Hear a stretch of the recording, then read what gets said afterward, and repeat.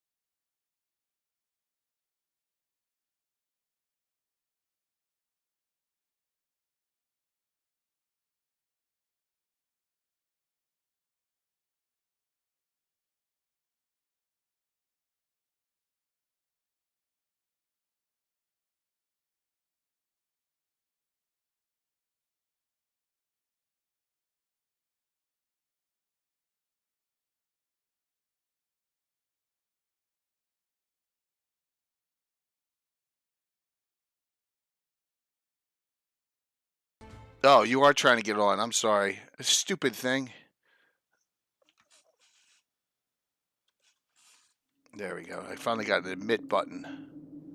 Will will be on as soon Crossing as the Will void, can be. beyond the There we wall of go. worlds, and along the arc of time, dwell those not of our place or age. It is too easy to say that there is dark and there is light. It is Awesome. too easy to say that there are two sides BB, to what's every up? coin. Let me get some different Reality people on is a Monday far night. worse. For law flirts with tyranny. Chaos invites freedom. Evil consumes all it knows. Good accepts suffering. And those in the middle, they are worse, for they know nothing but self.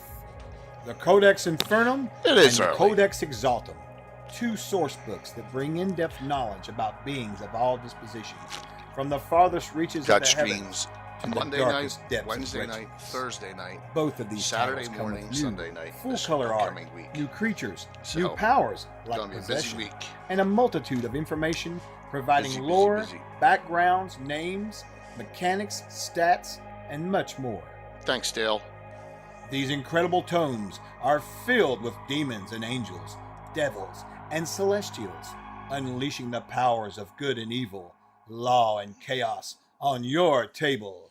The Codices Infernum and Exaltum, bringing creatures hallowed and profane into your adventures. Pledge and share today. Dale, I'm getting closer. I'm in the 200s now. $200.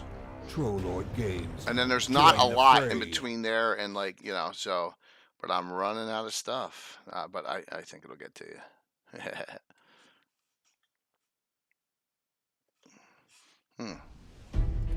There's Anna.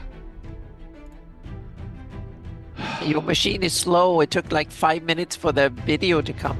It could be I just got so much up. What's up, Tim? Timothy Stronghold, I talked to Brungale today, and I think he shipped the 5EDM screen out today that you got for donator gift, which is awesome.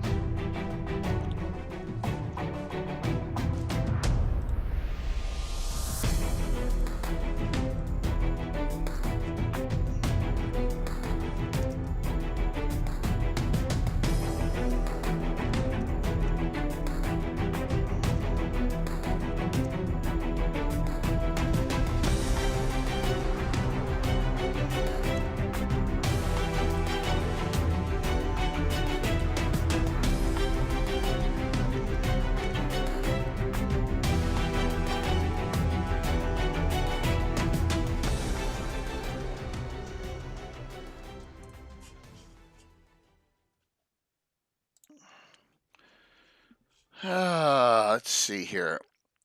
I'm in a bit of a brain funk here. There we go. What's up, Greg? Armin? Let's see what we got. I need a coffee.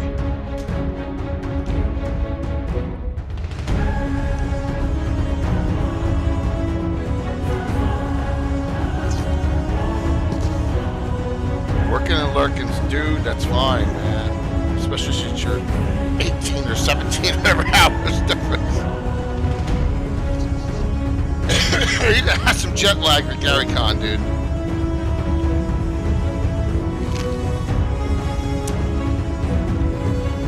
Serious jet lag.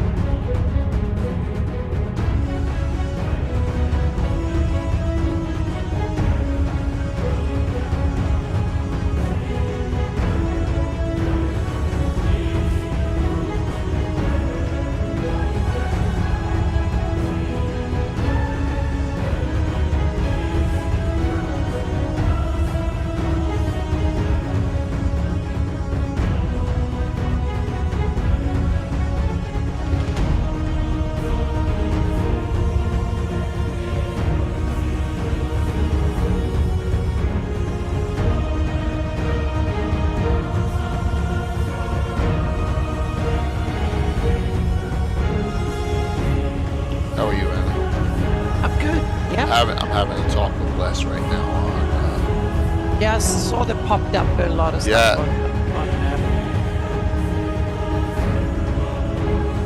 Discord. Yeah.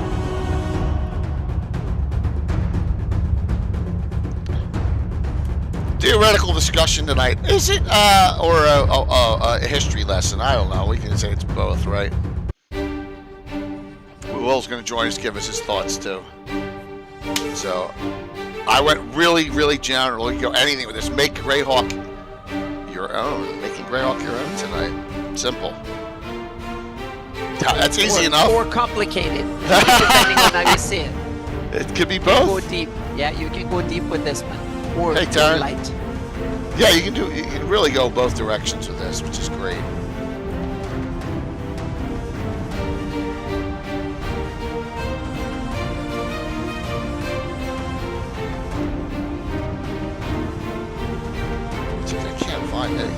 Yeah, because there's no way of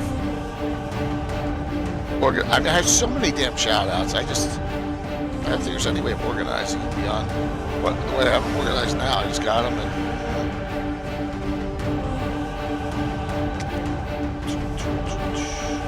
downstairs.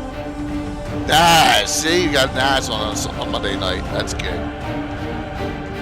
I keep on looking up for Will. I mean, Will's got a 2-hour difference, so he's probably done work at 5.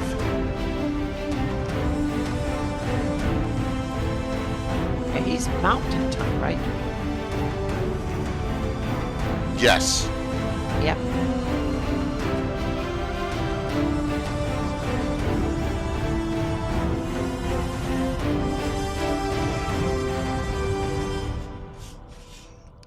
All right. Let me just make sure. Look at that. We're 2 minutes early too, which is great. So it's good to see you, Tim. Or I mean, that sounds brutal to go to. Wouldn't it be better to just go straight to South America? Like Yeah, keep well, in the same general time zone. Nuts. That is crazy. So it's a Monday night. If you didn't watch the Super Bowl, no big deal. If you watched it, great. But I didn't want to waste a Gabbin night. We could do it on a Monday because why not? There's nothing else going on Monday nights. I don't see any of the community streaming right now, so why not just? And William Henry Dvorak is coming on as soon as he, I guess, gets home from work, since it is a 2-hour difference, 2 hours earlier there. So let's see. Last time we streamed Thursday night. We were Wednesday and Thursday, and then that was it. We had the whole weekend off, so I kind of recharged. Well, that's all cool, Dale, man. Just lurk away if you can. And like I said, we'll get down to you. Let me just take a look. No, I better not bring it up. I don't want to crash anything. But I'm in the $200 range now on donators. I think where it is, it's going to be like 110 is the cutoff now. I think 110 is going to be the cutoff, for maybe a little less. I know there's someone in there with 101, and there's a whole bunch of people with 100, but I think it's going to be over 100 for donator gifts this year as I'm working my way down the list. So, but that's a good thing, of all the great. We got another 5, so we're $22,271. No, $26,271. So that's where we are with that. What's up, Keith? All right. So I'm like, what am I going to do? I was thinking about this all weekend. What are we going to do? And then I don't know if we got into discussion on this special Discord we have, Anna, or where it was. Well, somewhere, yeah. Somewhere, right. And I'm like, you know what? Let's just talk about making Greyhawk your own, and like what I did, what Anna's done, what Will's done, and just talk about like a thought process, and how it all came together. I think that would be cool, and just to give you some more ideas, because I know a lot of people. Yeah, let's see. We go from one Discord to here, man. So we're tonight's Make Greyhawk Your Own discussion. We'll get into. I don't know if we'll get into weeds, but we'll just like. It's all going to be based for me around this. Someone did this a couple of years ago where they merged these two maps together into one big, great digitized map, which is so wonderful. Mm-hmm. So let's just, it's the it starts out here with the Darlene map back in the day. He cleaned it up, so it's a digital remastered version of the Darlene map. Yep. Digital mastered high res, which is awesome. Mm-hmm. Yeah. So he had a lot of tweaking to get the two halves to actually match, because they don't really match. That's true, Anna. That's true. Do you remember who did this? I forget his name. I forgot his name too. Because we consulted back and forth a little bit on few stuff of this, and he posted on Flanders Geographical Society, and he also he asked me about a version without hexes. We both tweaked and stuff and cleaned up the hexes. I did a textured version of it that I kind of liked, but he wanted to stay as true to the original as possible. And one of the cool little facts on this map was that he actually got Darlene to give him the PMS numbers for the colors, so that it's color corrected. Yep. Mm-hmm. I looked on my computer, and I think I have the PSD for this. Did you have a PSD for this? Mm-hmm. So I think you gave that to me. He shared the PSD file. He did share the PSD file. Yeah, I think he did publicly, which is really good because it's layered and everything. So, so you got the original Darlene. Yeah, map. So I did a textured version of it and stuff. So but technically, I'm not sure how legal it is to spread this map in a version like this. I love that he did it. It's not that. It's just that I'm not 100% sure about the legality of it, so to speak. Well, we didn't do it, so we're not getting in trouble.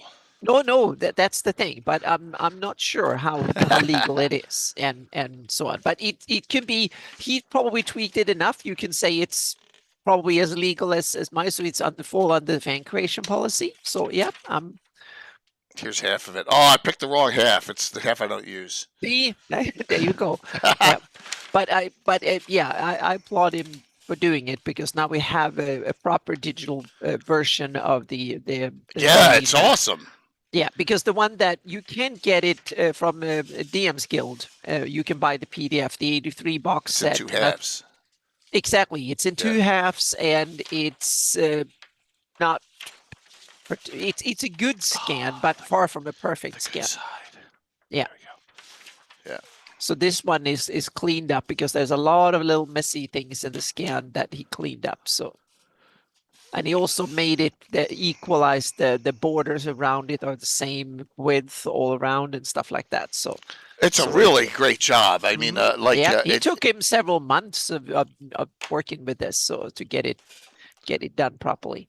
And we could never have it on discussion shows because you couldn't zoom it. It's really crisp and clean. And this is and there's really crisp. And since it's layer separated, you can do vector version of it, which is really cool because then you can have it at any size. Right, and with this, we'll just show this, and then we'll show this, right? Because this is the Paizo Hawk map. Yeah, Lazaretti Paizo Hawk map. Yeah. This is the Paizo Hawk Lazaretti map. Which is another masterpiece. Yeah. Yeah, and it has a lot more, as you notice. It has a lot in the here. Oh yeah, that was the idea because the idea was to have the complete because the TSR actually back in 95, 94, something like that. They actually said they're going to have the Atlas of the Flanese, and they advertised it as a upcoming product. And I was like, ooh, the Atlas of Greyhawk or the Atlas for Flanese. Forgotten. It was an item in the catalog, the yearly catalog, and then it never came out.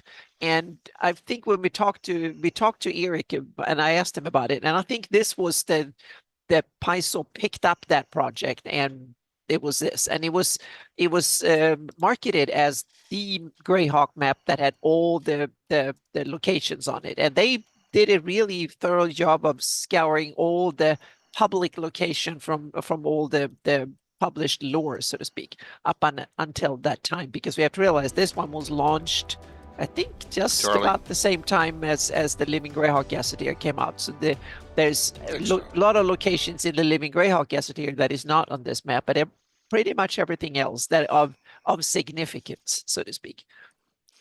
But it depends on where you draw the line, meaning I've just taken villages and tiny little places and stuff that are not on this map. So it depends on, you have to draw the line somewhere. You do. This is the Lazaretti map, which you can get if you can get those dungeon adventures that were during I think they're still available Age from of Worms. Paizo. They might even have printed versions of these dungeon still available. I think Paizo's it is. Site, they still have some, I think, for sale. Yeah, and I'm pretty sure they have PDFs, and I still think they had it because they had plenty of them. 4 quarters. Yeah, exactly. It's four dungeon magazines. So go on there and look at it, and you can get them from the Paizo store. At least you could a couple of years ago. So hopefully they haven't sold out. So there's Realm stuff too, and we can talk about that. So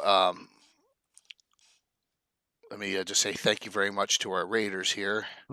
Yeah, really appreciate it.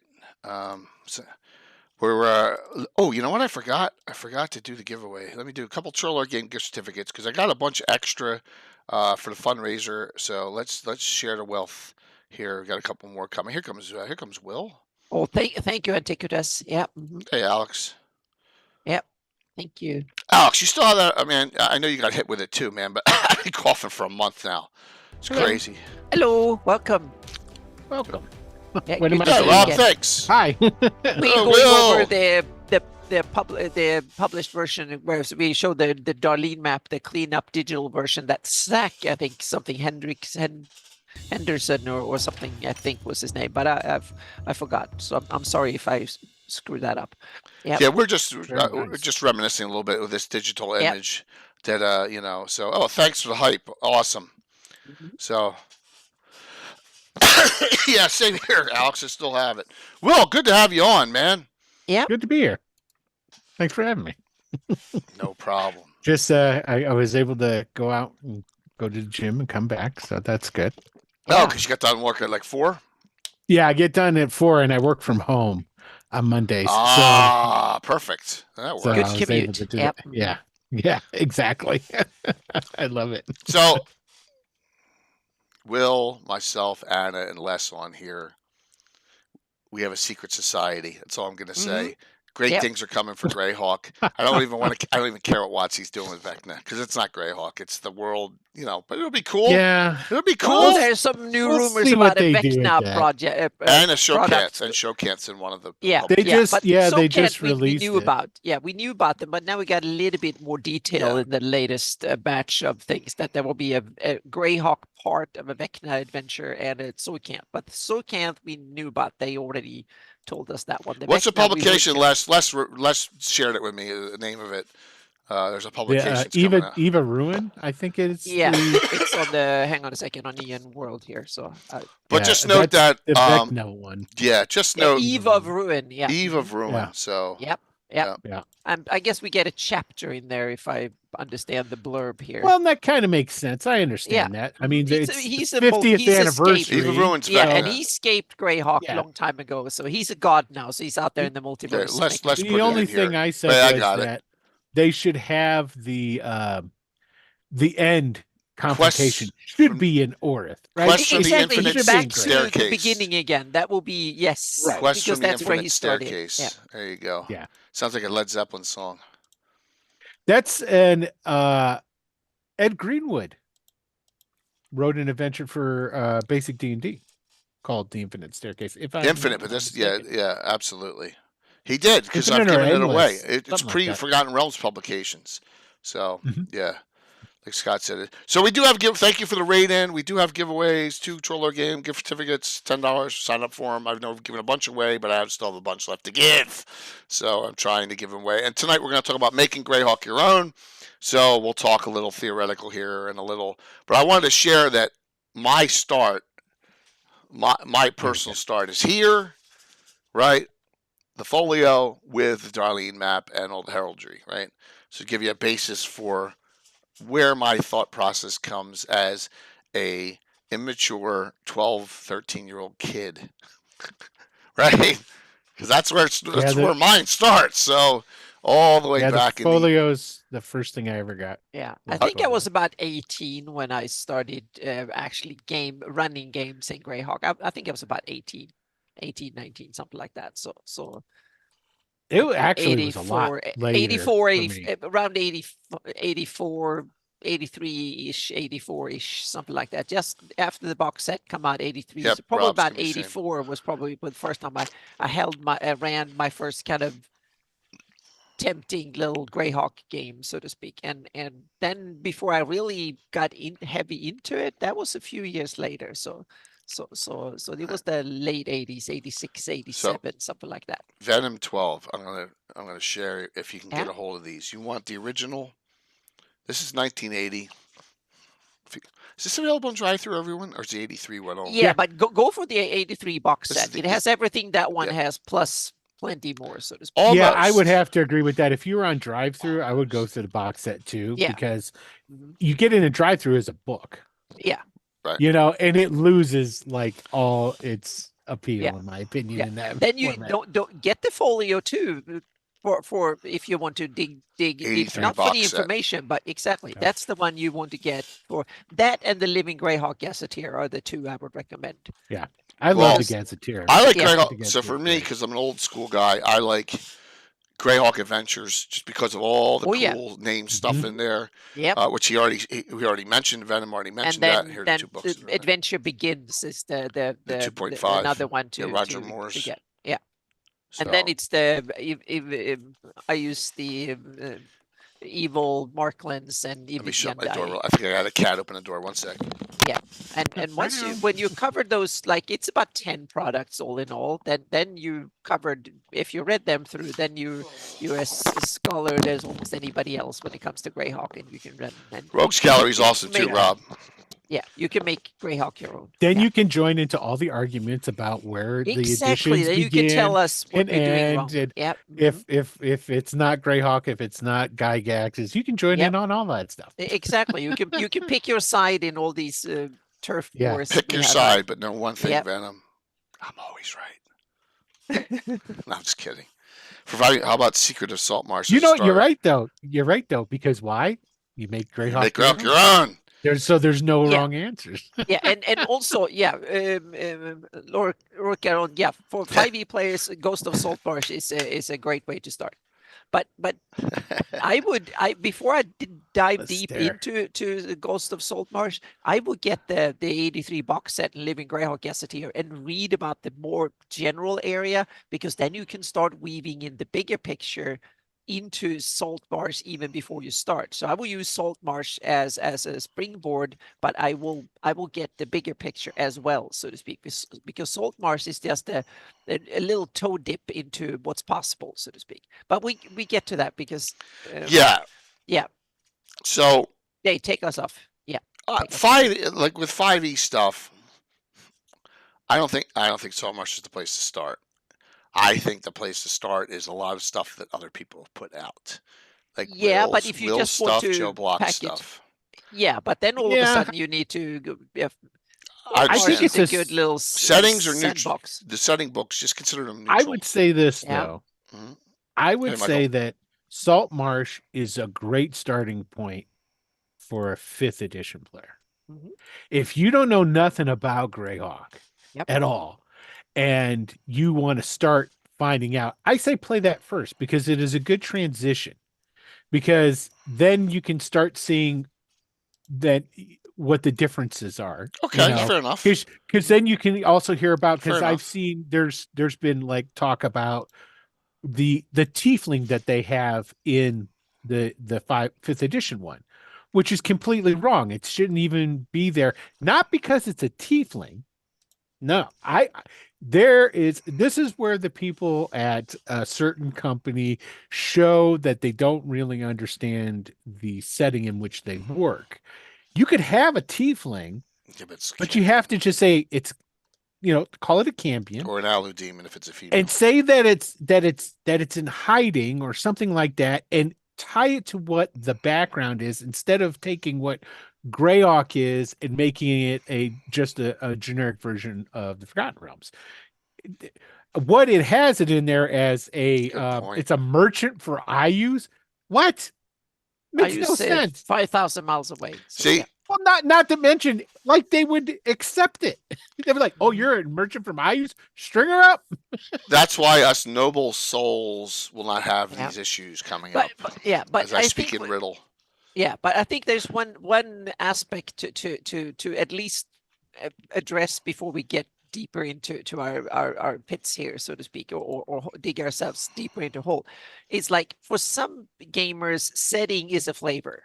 Meaning it's just it's like tells you the names of the god. The war god is called so and so instead of so and so, and it's not much more than that. It's flavor. You get like you in Waterdeep instead of Greyhawk, or Greyhawk instead of Waterdeep and stuff. But you have the big city and stuff, and it's just flavor. You don't dig much deeper. It's like, I have my fighter. And I'm a part of a knightly order, and it's called so and so, or it's called so and so. But it's fighting the monsters, gaining the XP, getting the treasure. That's it, so to speak. The setting is just some varnish or flavor on top. The key bit is to have fun, kill the monsters, and so on. That's one way of playing the game. Meaning the game is important and the setting is secondary or tertiary or whatever you want. It's down the list of priorities. It's flavor, not more than that. That's a perfect way of playing the game and using a setting. But then you have the other end of the spectrum, where the setting is the most important thing.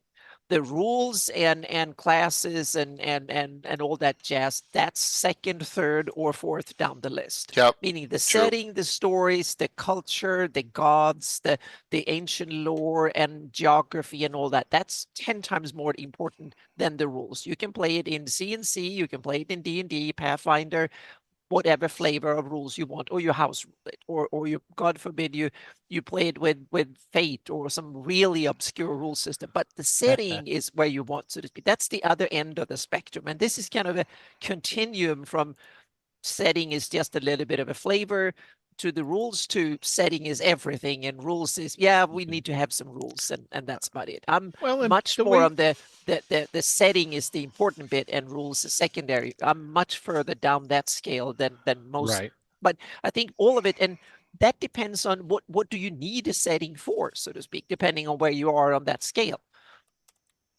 Yeah. Well, it basically, that's what it is, really, right? So why does anybody need a setting? I mean, Gygax and everybody, when they were first putting this stuff together, didn't think that they needed it. Exactly. Why? That was Because they weren't putting it into books because, well, you're going to make your own. Yeah. And there's a vast majority of people who do. So what is settings that are published settings? Those are for us out there who don't want to do that much work. Now, so basically, if that's the case, the first thing you should do is, now as you get to know more and more about a setting, you can change it. But the first thing you should do is take a look at the settings that exist and then try and find something that fits your game style. Right? True.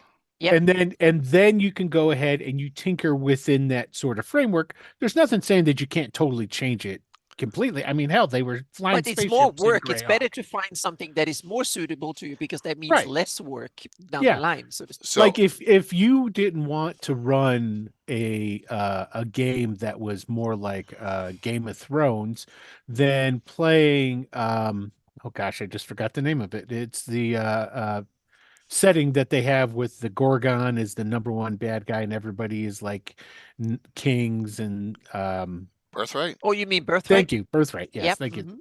Yep. If you didn't want to play that sort of intrigue, I Yeah, mean, you want the big court politics and right, then you and stuff kind like of that. Yeah. go that route. I mean, Yep. granted, of course, you can take anything and just twist it and change it out how you want it, but Mhm. basically, but that's what the whole thing about making it your own is, Yeah. you know. But I would say that's for experienced DMs, right? If you're new, don't mess with it. Just play Yeah. with it. And Mhm. then you'll start to figure out how you can tweak and do different stuff. I have a fella at my work who's a first-time dungeon master, right? He just did his third game. Okay. And I need advice. And when he's coming, he's talking to me.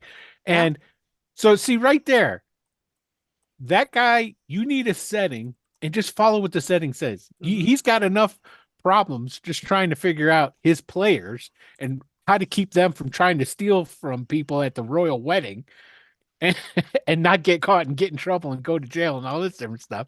Yeah. You know, to be worrying about the setting part of it. When you're more experienced, then you can, start doing whatever the heck you want.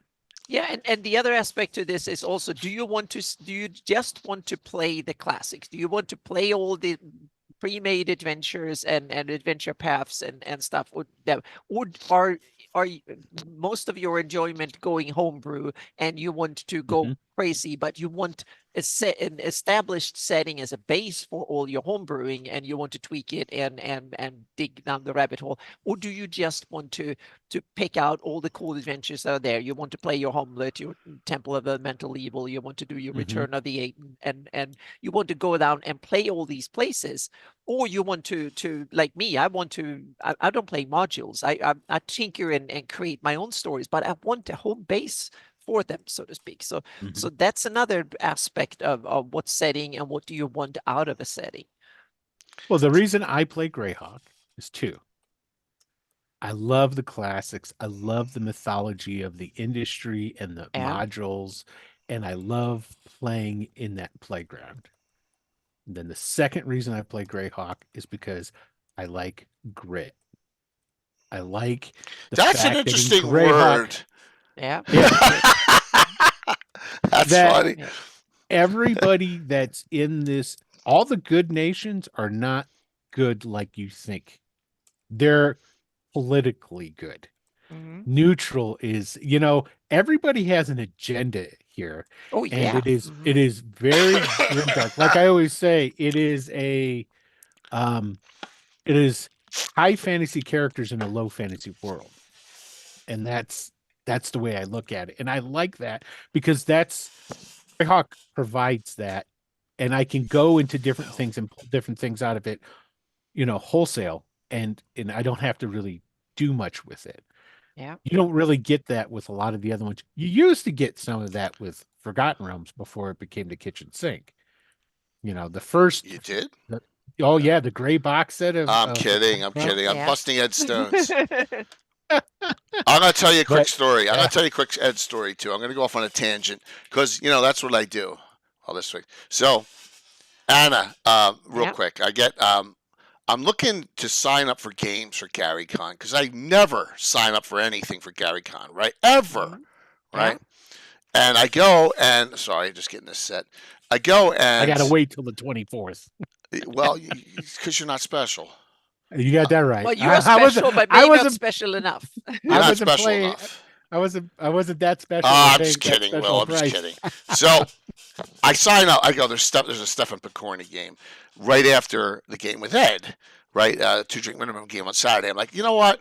I'm just going to hop in this game. And then, there's 4 Diamond Badge people in.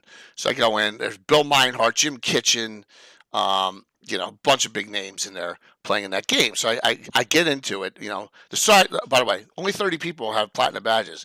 Thing freaking crashes, right? How the hell does it crash with 30 people signing up, right? Platinum badges. So yeah, all sorts of issues with that. So, Where's Josh? well, he was pissed off. Maybe he will I come bet. in here. I'm going off on a be tangent. yelled So I'm going to look and see what Ed's doing. Maybe I'll get in an Ed game. And I go and I look around and I'm like, what the fuck is this? World Building with Ed Greenwood. Saturday, 9 a.m. I'm like, that's the time my game is. What the fuck's this? Right? The exact same time. And I message Ed. And I go, Ed, what the hell is this all? He's like, and he gets, I didn't hear him, but I actually in chats, for the first time in my life, saw Ed angry. And I won't splash out who he was angry at, but he was mad because he's like, I'm not doing that. I didn't give anyone approval to put me in there. I'm playing in your game, so they canceled it. But that's the first time I've ever seen Ed. He's like, I'm glad you looked, Jay, or we would have had a problem. So yeah, so someone said an actual seminar at the exact same time, but So you that have to got check next. that you're not hosting things that you don't want to host. So I just did that check now. You have to, because Yeah, you never yeah. know what underhanded person is going to put you in a game Exactly. or something. I'm only hosting 3 events, so I'm good.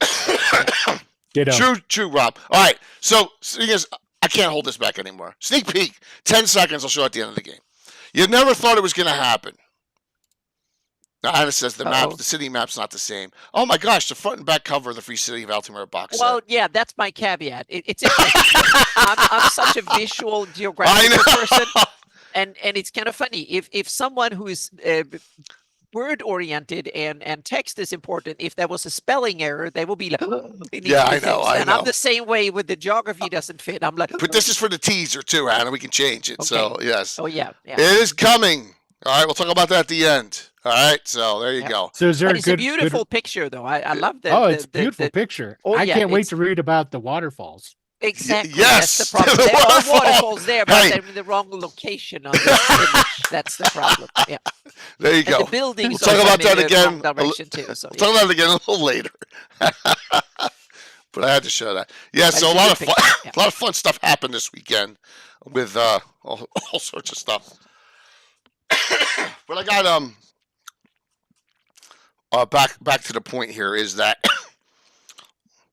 homebrewing and like oh my god, I'm sorry who said this. Venom said he kind of regrets just meandering from one game to another and all, and I understand that. When I was in 1978, when the Holmes Basic box set came out, I had no direction whatsoever what we were doing. We just created adventures and hopped from one adventure to another, right? We didn't realize, and then then finally when this came out, and there were other settings, City State Events, the World Emperor and Overlord were out, and Tekamo was out, right? A couple Empire of the Pearl Throne. There were a couple. Was Harn out then? I'm not sure if it was out in '80. No, But, I don't think so.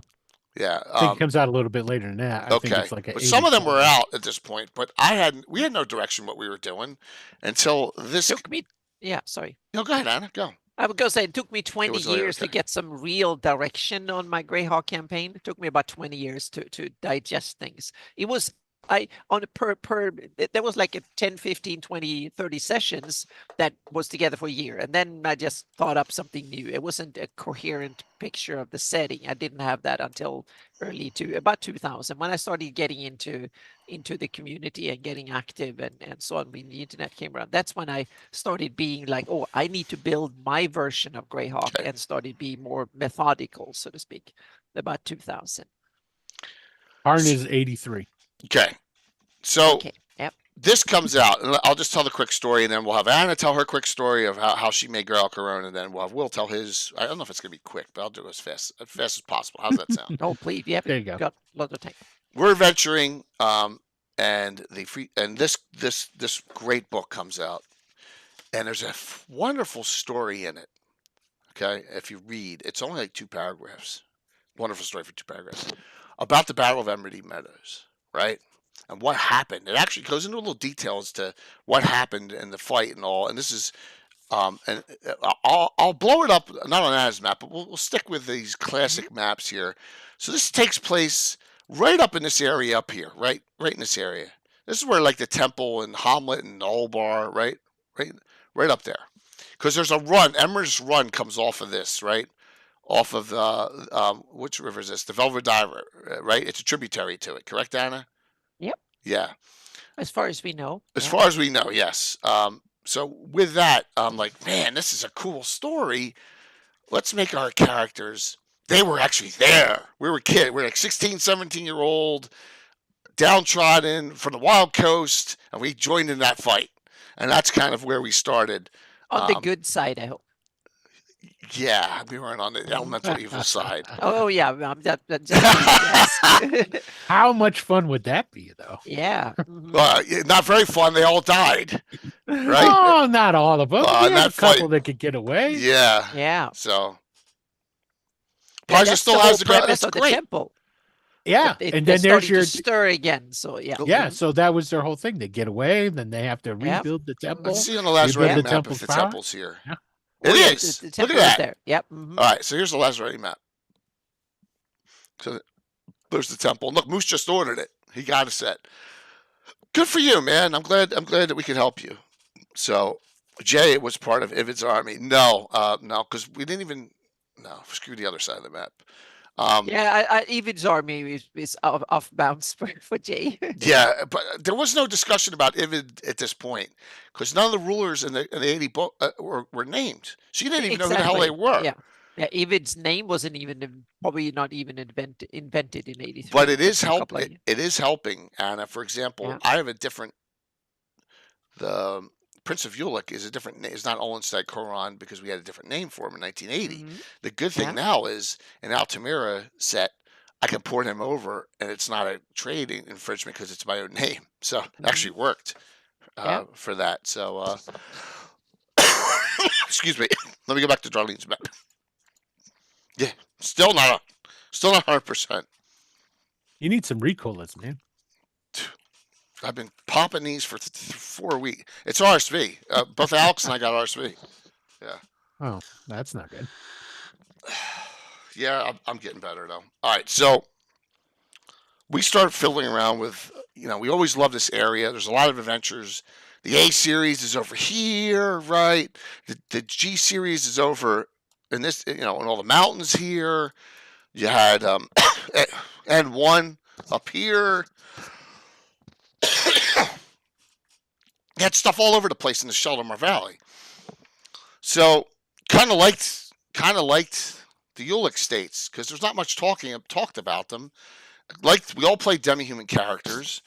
Loved Celine because there wasn't much talked about it. There was no isolationism talked about in the 80 box set or anything. That comes up in From the Ashes, really, for the most part, right? Yep. So from that, we had a lot of, we had our wars. We had the Sea Princess warring with Keelan, like Mike says.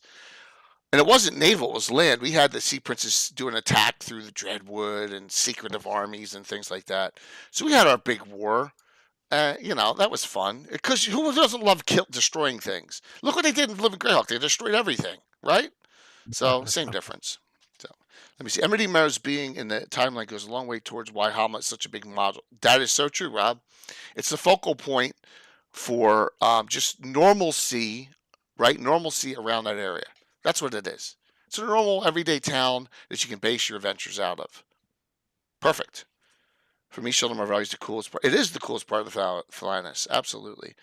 I love that World of Greyhawk is incredibly underpowered. Exactly. So Wu-Tang, that is my point here. Look at this freaking map. And thank you for that follow. Wow, look at that name. Holy jeez. Look at this map. And what jumps out at you? Immediately, each hex of these is 30 miles. What jumps out? There's nothing on it. So you look at this and you're like, oh my gosh, I can do whatever I want with this map, and it's not going to affect anything they've written in here, because there's no ongoing plot lines in here, right? It's at a static point, so there are no plot lines for me at this point. And there really isn't an advancement of plot lines in 83 either. There are some articles in Dragon, events in the eastern and southern Flannis, right, that are moving things along, but nothing is moving the timeline along at this point. So I don't have a problem with anything we're doing. And so we looked at this map, and the Hateful Wars are discussed, which is awesome, right? I always thought that was that and the Emerald Meadows were cool. I'm looking at this map, and I'm like, well, if all the humanoids fled this way, got through the Sus, and took over the Pomarge, right? And this is proven in Living Greyhawk. Well, what the hell is the Principality Ulick doing right here? There's no defenses whatsoever from the humanoids coming back. Nothing. And that's hence when we started building keeps along there, and the Order of Ulick was formed. And remember, you did it 25 years, 30 years before Living Greyhawk did it. Exactly. Living Greyhawk put all theirs in the mountain hills here because they lost half of that. So dwarves probably don't want to. What's the reason to die out there in the on the field, field, anyway? Yeah, when you can have a cozy keep up the hills. So yeah. But it's everything you're talking about. That's by design, by Gygax. Designed. You can tell when the shift comes. Because after the 83 box set, you see that they start to have a much heavier implementation of storyline, and they become, and pretty much all products, really, if you start to look at it, it was a shift in the philosophy, at TSR. But even this book doesn't have a plot line forwarding that much. Has stories about sprinkling of hooks. Speaking of hooks, which is great, but there's no Ayus is taking over the world yet in here, right? There's none of that. There's no weird, the Horn Society is taking over the Shield Lands. That comes out in Greyhawk box set, right? None of that. So we still have an 88. This is 88, right? But I love the idea that you should just write hooks. You should not write a story. Yes. This happens. If I were writing a setting book, then I would just write plot hooks. I would simply say, this is a villain so-and-so, organization so-and-so, with motivation so-and-so, and suggestions and ideas on how to use it. That will be it, so to speak. I would just keep adding stuff like that, and then let the DM or whoever wants to use it come up with how they want to implement it themselves, rather than. I think that's something that's lost by a lot of modern publishers when it comes to that sort of stuff. They all want their world, they want their name on it, they want their stamp on things, and I gotta say, the early TSR stuff being generic, that was one of the benefits of it. But same also thing with the world.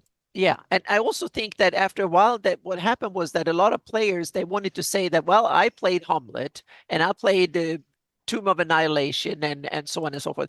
They wanted to say that they played that module, they'd done that dungeon, and so on and so forth. For a lot of people, that was the accomplishment. It was not to have a setting, and meaning they wanted to compare their experience of the same story with other gamers, and I can understand that, so to speak. It's not the Yeah. way I want to play the game, but a lot of people want to play the game, and the people that produce the stuff realize it sells well, and it gives, it's kind of, people want to watch the same things other people are watching on TV because you can discuss it, and you can so on. If everybody watched their own individual shows, it wouldn't be as much fun because you couldn't share it with others.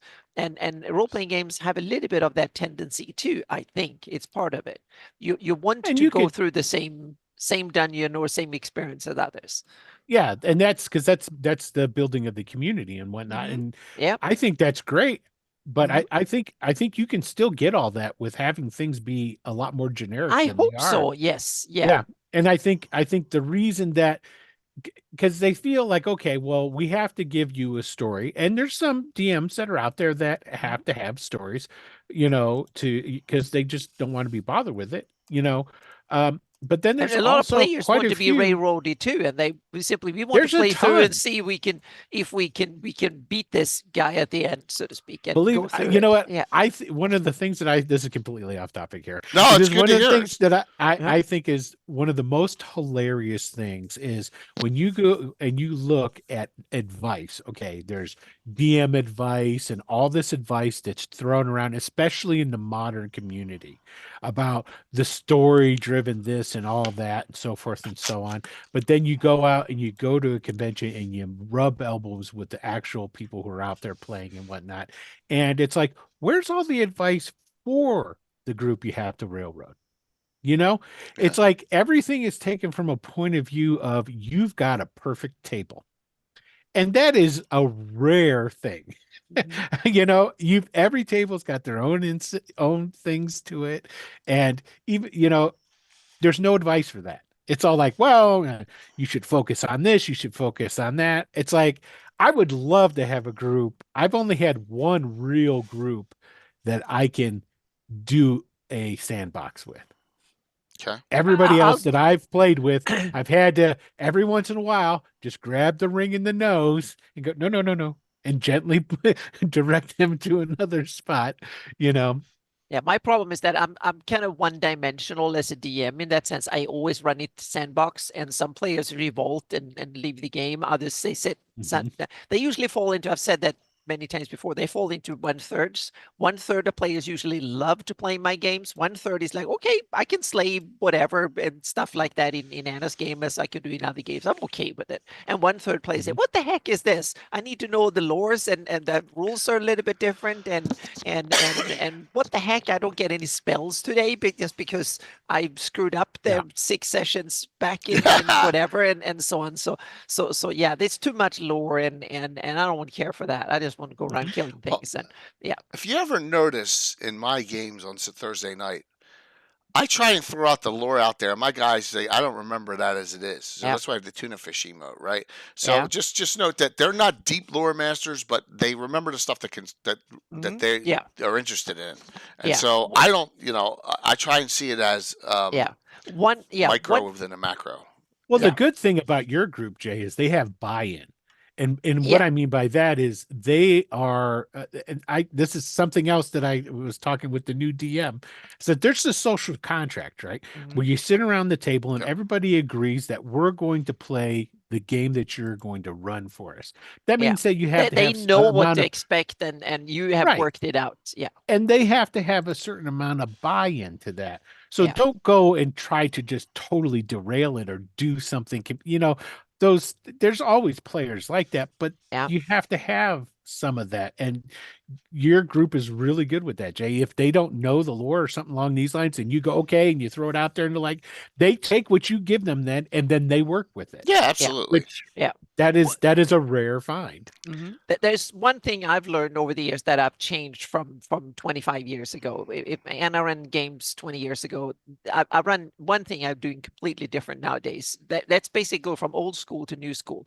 I don't require my players to know any lore whatsoever. You can start in my games and not even be able to spell Greyhawk. It doesn't matter, because I will try and tell what your character knows. If you play a high level wizard that has been your character studied for years, I will simply tell you, your character knows this. Your characters have seen this before, and your characters have figured out that A plus B is D, is C plus D, and or whatever. Meaning you will get half the plot from me and all the background because your character knows it. So I try to not force the players to know anything. I just want players have to have the pleasure of playing whoever wants. But if they play a newbie who is just growing up the block, who's 13 years old and never seen an orc before in his life, I wouldn't tell that character anything about major lore, so to speak. Exactly. You have to figure out everything because you play someone who doesn't have a clue. So that is the change. Lore is for the character, so to speak, and the character determines what I will tell the player in that sense. Well, look at all my special guests I have playing in the game. A lot of them are streamers that don't like Coco and. But streamers, they will love to go and play in your game. No, I'm just. But they don't know about the Greyhawk lore that much, and no, but then they're cool to play with you. You're such a good DM. You can play in whatever you want, and they will still play with you. Yeah. Well, I appreciate that, Anna. Yeah, So, that's true. You have a reputation for being a great DM and a great streamer, and that helps. Yeah. And there was fighting over someone not getting into my Thursday game, by the way, with Josh, which is another whole story. Yeah, I got. Was it fist fight? No, just complaining. Because the game sold out in 30 seconds, all three, and I have 19 people on the wait list now between the You know what? games. I got to say one thing. I don't want to hear it from them. I couldn't even try. I didn't have the availability to get turned down. No. The Founders and Legends was open right away. Yeah. I'm not talking about Get Carry Con. Founders. Yeah, I need to get my wits and daring to actually go out and run games at. That's it, Coco. I give you a little tidbit of what's going on. So I want to show these because back in the day, I was dangerous with Corel Draw. So I blew up the map, right, and you can see how it loses, and then I just started putting in things. Look, there's roads here. It's just like that's all I could. That's how I did it too. Yeah, first. Yeah. But I didn't even do that fancy. I just doodled on with my pencil. Look at that Sharpie or whatever it was. This has got to be post 87. There's Altamira. It's on the map, on this old map here, along with a lot of the outposts, the Watchers Towers, Wales Castle. So, and then we have the second one, which shows. I thought I had it up here. One second. Here's my Selene map showing all. Here's Justrul, Gazumba's house and all. And look, there's I merged that into one. It's called Restful Retreat now. And so I had a lot of places on these maps back in the day. So just show you the age of it. Because there was nothing here. There's nothing in Selene. Selene is completely. Yep. I'm starting to get to Selene slowly. That's for my next campaign. So and wait a couple of years, and I'll have my version of Selene, just like I'm doing have done with Shieldlands the last couple of years. Yeah. So note over the course of let's just say the first decade, and we'll go on to Anna and Will. The game developed. We had fun. We had plot lines. We had ideas. We had a lot of really cool things going on. You started to house rule fairly early, is my guess. Very early house. Tweak the game and into what you wanted it to be. Yep, absolutely. We already had the Archer. We already had anti-paladins as NPCs. We had Deathmasters as NPCs. We had my own Necromancer. We had my own Bounty Hunter running around at those times. Yeah. So the answer is yes. But the calm is ruined. Uh-oh. When From the Ashes comes out. What the hell? Oh, yeah. Then And that's where I'll stop my discussion. The Free City of a Greyhawk box set was great because it really, I was like, I don't even need to pay attention to this Horn Society taking over Shieldlands. That's stupid. Why did that happen? And then, but then that's where I'll stop and say, and we'll talk about this. What do you do at that point? And we'll come back to that. And first 12 years up to 92. Yeah. Just wonderful. We had a great time, and I'm like, oh my God, this is major. They're changing the whole freaking setting. So, all right, who wants to go next, Anna or Will? Will, it's definitely me. Well, I'll be easy. Okay. Excuse me. Okay, so as far as actually running Greyhawk, I have not had a long-term campaign of Greyhawk until I started streaming. Okay. Before that, it was pretty much trying to get one of your books just. Out here. A little bit here, a little bit there, because I as a connoisseur and a reader of Greyhawk, I didn't run much of it. I had it because I wasn't in the groups that I was in prior to me being in my late 30s, right? Getting into my 40s. I was primarily a player. I ran a bunch of other stuff. So my adventures These are all over the place. I would pick a location, and then that location, and I guess this is where it plays in. I would pick a location, and then I would go in and I would develop that location for the stream. I did, I did that with the Bandit Kingdoms, right? I went in, I developed Rook Roost, I developed filled in types of history and stuff that I wanted to. And of course, I didn't use any living Greyhawk because, and for the most part, I never use any living Greyhawk. Did you use outside this? the game here. Did you use this?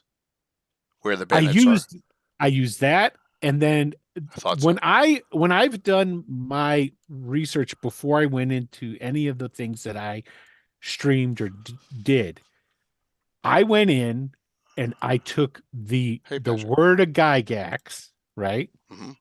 If there was anything, and then that's what I used. That's what I used when I did Bone March. The only material that I used for Bone March was a material that's pretty much what Gygax had set up and talked about what was going on. Spine Castle. No, I didn't use Spine Castle at all. Wow. And the reason I didn't use Spine Castle is because you talk about Bone March, everybody's already done something with Bone March, right? Gary's already done stuff with Bone March, right? So it's like, I don't need that. I don't need to go in and touch any of that. The only thing I did was I incorporated the lore into the wider lore, but that's all I did. And then what I went and I developed everything else that was around there because there was nothing that was done there. And all the information, like what I did with Neural and all that all directly came from the Dragon magazines of what Gygax was talking about.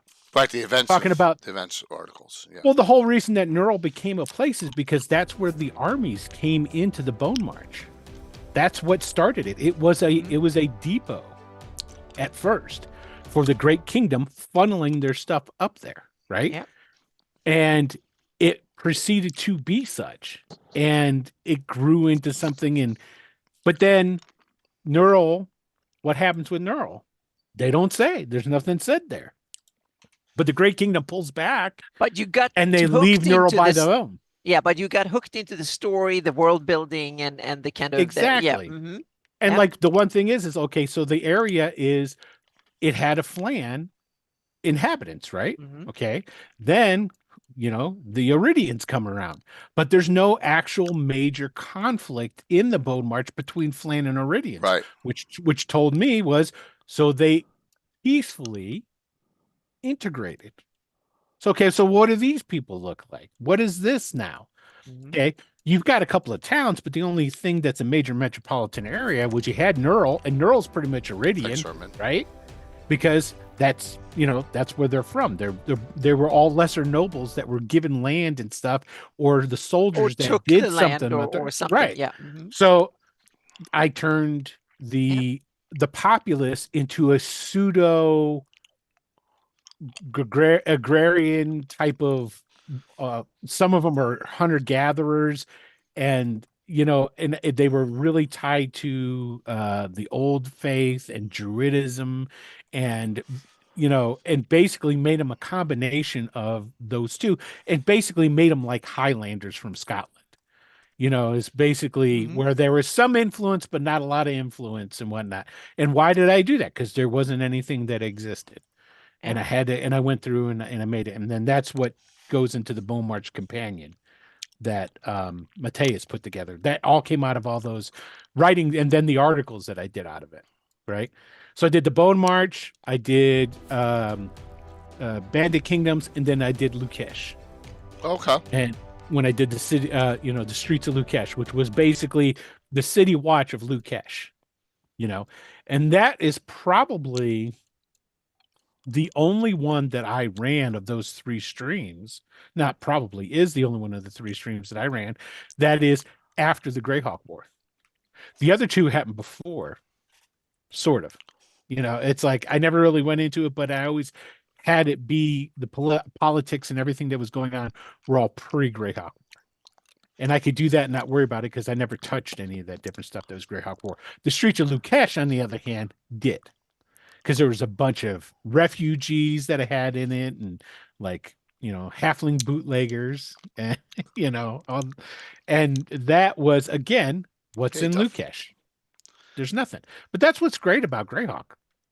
It's because it gives you, okay, here's the city. It's the capital of this. This is what its economy is based off of, so forth and so on. Here's a couple of names. Have it. So watch this. Even the Gazetteer. The Gazetteer is actually really good for that too. So I don't know if I answered the question at all, but essentially, yeah, definitely, yeah.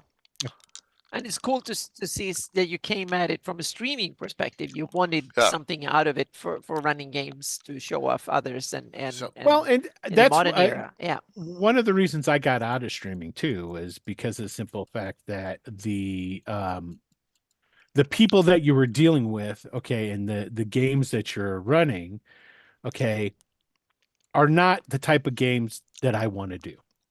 Okay, because there's just too much. I when I got criticism for killing characters, I was like, well, that's kind of what happens, right? So Will forgets his most memorable one.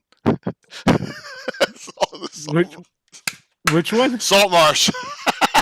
which version? Because I ran Saltmarsh twice. Are you talking about the first one? No. Well, I'm talking about the Greyhawk channel. Yeah, yeah. That was the first one. Oh, was it? I thought it was the second one. Okay. No, we just wrapped up Bandit Kingdom. They asked us to come over and run on the Greyhawk channel, and then after I think it was episode 3 or 4, it was pretty early. Then I was asked not to run on the Greyhawk channel anymore because women are afraid of spiders.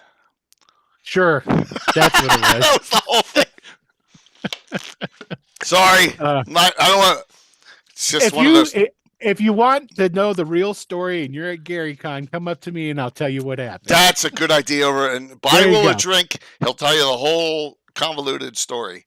Yeah. There you go. So, but yeah, and streaming. So I ran my streaming games like a regular campaign. So yeah, and that's one of the things too that I didn't like about streaming was, like in the Bone March campaign, I had slavery in there. It's a tough. That's one. kind of a big. It's a kind of a big no-no. But I didn't make it as like slavery was good or anything. The one thing that I had in there that kind of like straddled the line was the fact that the people. See, and here's another good example of taking something that's 5th edition and working it into Greyhawk. Okay, so the Black Anvil dwarves. Okay, they live in the Raker Mountains. They're evil. Okay, they're Abathor worshippers, and they have Goliaths, which is like the half giants essentially in Greyhawk, right?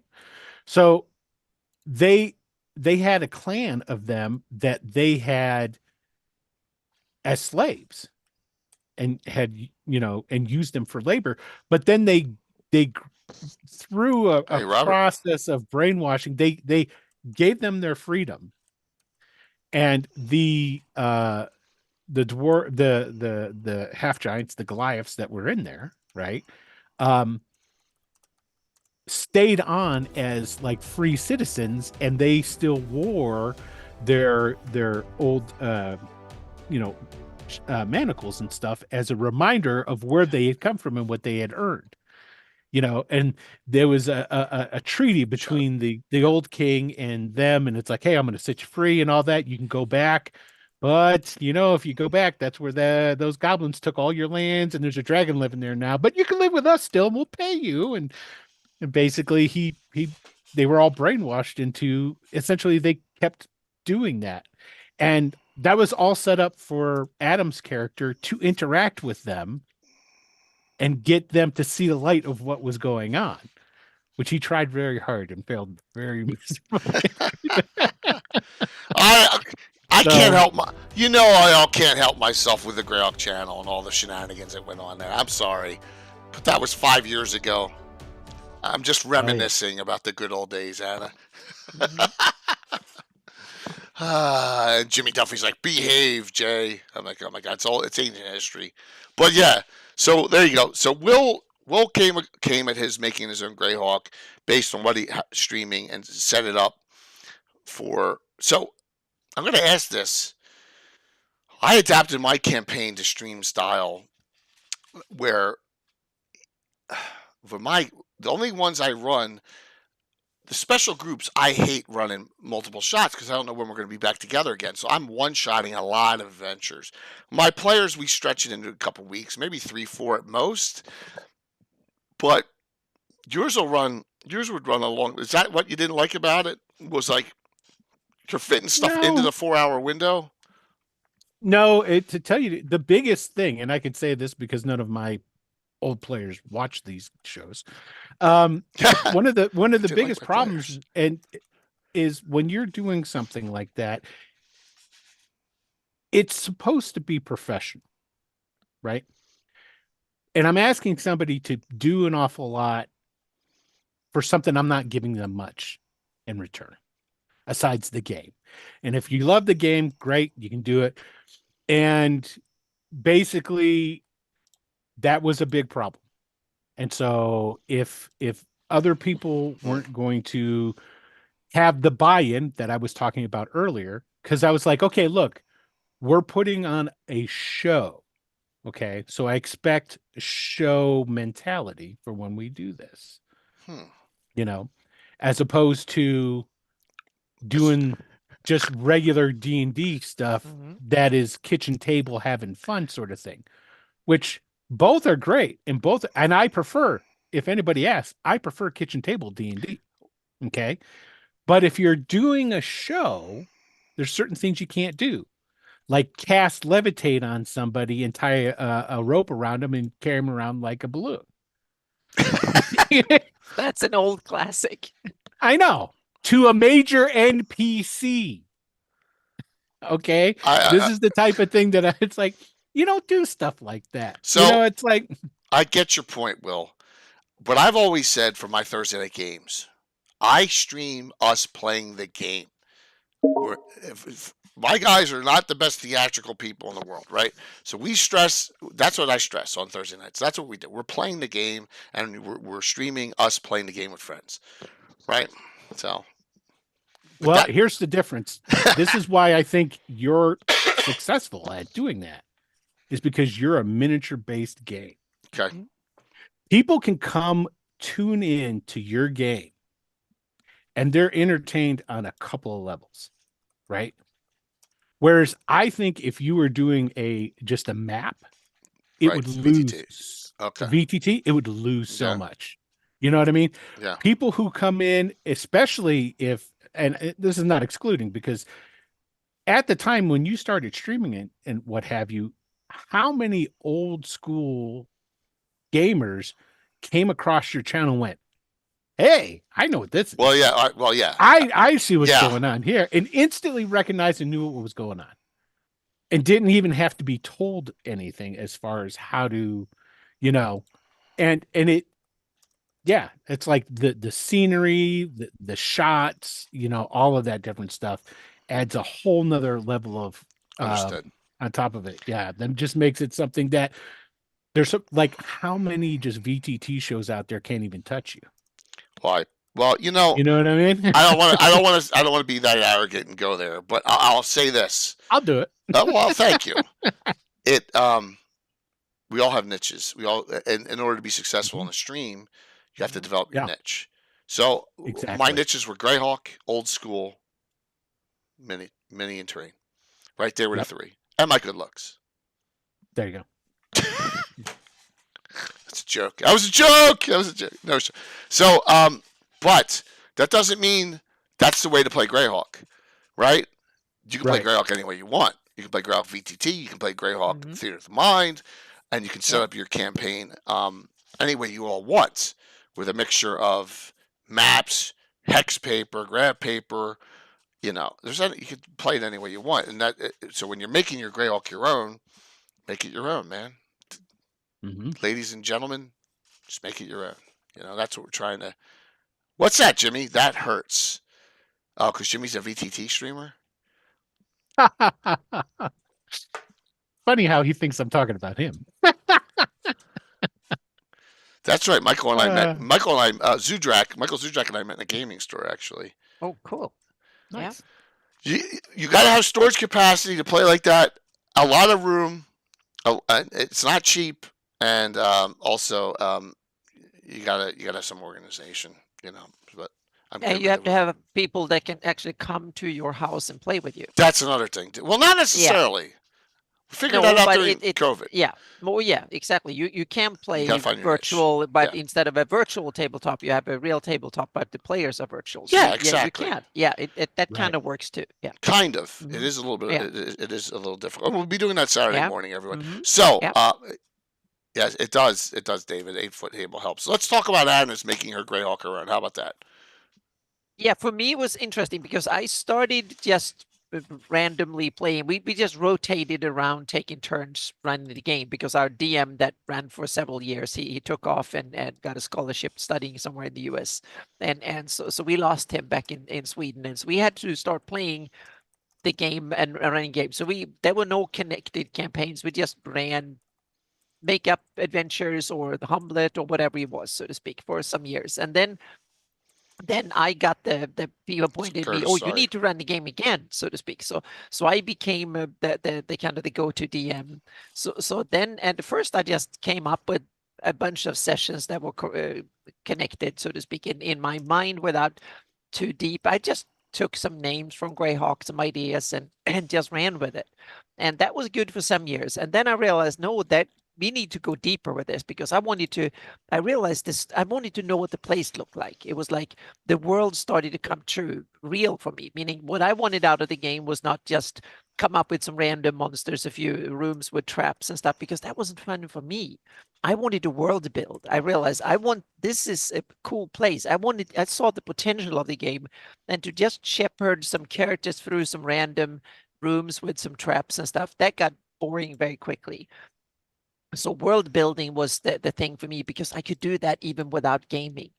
So when the From the Ashes came out, I realized and Marklands, and I used the Evil the Undying and all the I used the Evil. Evil the Undying came a little bit later. Then I realized that damn, there's way more potential to this. So then I started in the mid 90s to more like, okay, we're not playing like every weekend. We got busy jobs and stuff. So we played every 6 months or so. We took a 4-day weekend or a whole week, then we played like crazy. So I planned campaign for like a year or something, and then we played it off for 4 or 5 days, 18 hours a day for a few days. We did that twice a year or something. That was the usual routine, and a week in the summer, and that was the way I played. So a lot of kind of world building, and then a lot of gaming, intense gaming sessions now and then. That was the preferred. I had a couple of gaming groups, so I did it usually 4 games a year.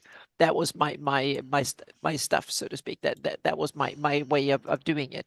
And then I realized that I need maps in order to do this. I wanted to map it properly, and maps were my passion, and I wanted to know what the world looked like. And then I saw in the 80s, I saw these in the military, these kind of cool digitized maps starting to come. It's like, I want that for my games. I want the Greyhawk that way, so I can see what the cities look like and what the countries look like. So I started mapping, and that became my maps are the way I need to visualize what the place look like. Otherwise, I can't understand anything. I world build from the ground up, literally. I need to know what the countryside look like. Who lives there? How do they move? How do they live? How do they protect themselves? What food do they grow? Where can the dragon hunt? And if orcs come in and ambush you, where would they do that? Where do you see cover? And stuff like that. I wanted to build a world that was believable for me. And that was the problem of studying political science, being interested in real world building, so to speak. So I wanted my fantasy world needed to live up to the same standard that I expected from the real world. And I also had players that was so demanding. So if there was no heraldry, they were like, oh, damn, you forgot about that piece. So I had players that was so damn into lore for some years. And they were honing it, and they were like asking and so on. What was the name of this guy? And what's it? Then we're going to need to research this. And so they was, so we had some some fun stuff. And then map making became, I put my maps on the internet, and the rest is story, so to speak, because that's when Excuse me. when the game started to be taken off, and all of a sudden my mapping became the big thing, and my gaming took second place, so to speak. And then it was so much fun to build it, but I never felt I was good enough to. I did a lot of house rules and stuff, but I never thought they were good enough. I always felt that I'm not a game designer, I'm not a storyteller, I'm not a. Map making was the thing that I felt I could do many impact. The rest was I'm fiddling around with it for my own house thing, my own needs, so to speak. I never felt that was good enough. But then when I've done that, now I've done that for 25, 30 years, and my map making gets steadily better. Now I feel like I know what I want now, and I realize that there are a small subset of other DMs and gamers that like to play the way I do. Not many, but a few.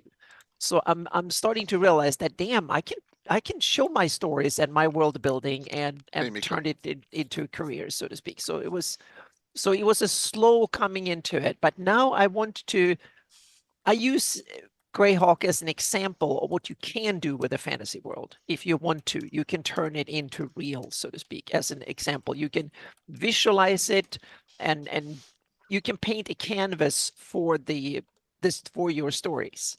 And that has become my mission, so to speak, to inspire others to what can you do when you have the tools we have today and time and to build a canvas that then you can doodle your own colors on it. So that's become my mission, and Greyhawk has become, it's my home turf.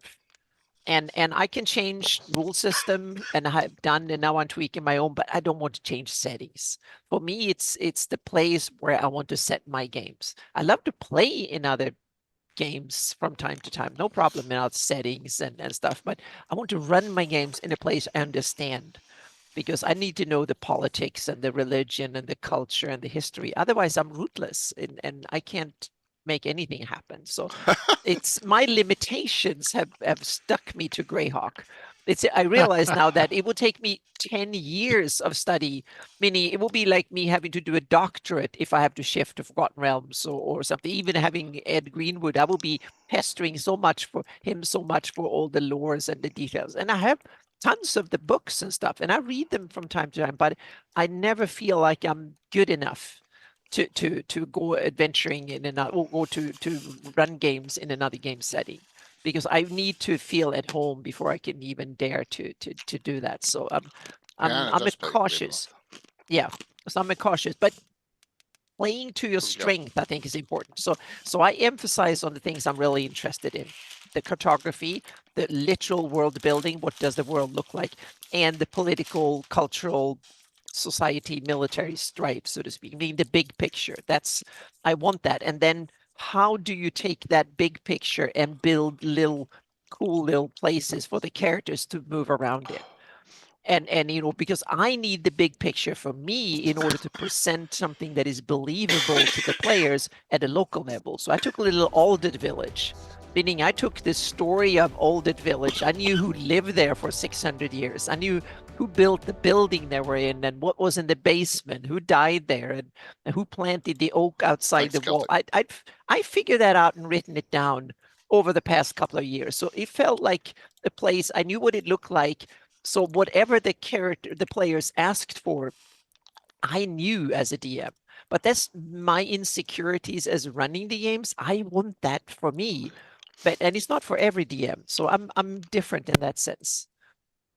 I like it as backdrop too, just for the same Yeah. reason. Mm-hmm. Because then I can go, well, watch me pull this rabbit out of a hat. Because exactly, I already know. Exactly. Once I've done and put in the prep, I can wing it from then on, so to speak. Then it's good. Once I've mapped it out, I have the stories, then I can just keep winging it. As long as we stay in this little bubble, I can wing it forever. I don't need to prep. Then I can just go run, so to speak. Yeah. And it shows the completely different styles all three of us have. Mm-hmm. Yeah. Which is nothing wrong with that. I'm just, No, it's a different play style, and players demand different things. From Definitely. different players. Definitely. Some players, they want to have the cool, meaning I want to have the coolest character with the coolest build, and I want to have the most pluses, and I want to have the cool rules, and I want to sit down and kill things and gain XP. And I want to do that every damn week for 10 years straight, so to speak, and be able to brag about it. And Yeah, they for don't sure. care that much about settings and stuff like that. They want to have cool stories, kill cool things, get a lot of XP, cool loot, and that's it. Coco just doesn't want to die. Well, you're in trouble then on Yeah. Saturday morning. Yeah. I'm just kidding. Yeah. And some players, they fall asleep once you start talking about when you go into the temple and there's a library, then you start taking books off the shelf, and I start telling them what the title is and what's on the page number 3 and stuff like that. They then and you have to kind of make an intelligence or an investigation roll to figure out who the author is and to find the next book or whatever. Some players, they just fall asleep. It's like, we haven't killed anything in like 2 hours. What is this? Yeah. So a lot of people use the game to get away from real life, and they Yeah. have a tough work. You see my guys come in. Yeah. Let's be honest. Some of them like have rough day. Yeah. Like Bill has a rough day at work. He's freaking miserable. He just wants to come and enjoy playing. Oh yeah. I can respect that.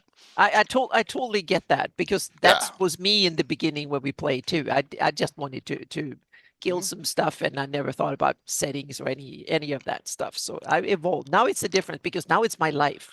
Now I want to get away. Yeah.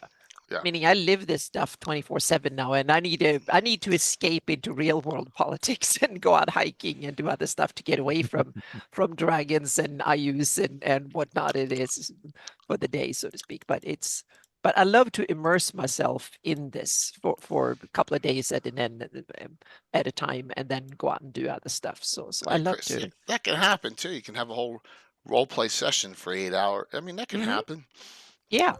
My favorite thing is riffing off the players. Yes, So exactly. That's Mm-hmm. that's as a DM, that's the whole thing for me right there. And Joe I'll put out present something out there. I don't even try and figure out how. Now, if it's a puzzle or something like that, yeah. But I don't design. Aside from that, I never design for it to be, you do X, Y, and Z, and then you win. You exactly. pass, I have no idea how my it's like, games will end either. I have no clue. Yeah. The goblin camp is the goblin camp. I put all the different things that make sense for a goblin camp. Yep. Boom. There. The prisoners that need to be saved are in this wooden cage in the center. How you gonna do it? Yeah. And then I just riff off of it, and it's just like, oh, you did that? Oh, that's terrible. So but it's well, when you said you're riffing off each other, it was kind of Joe Block said something, and I'm so glad, Jay, that you streamed it from the last that convention in Philly.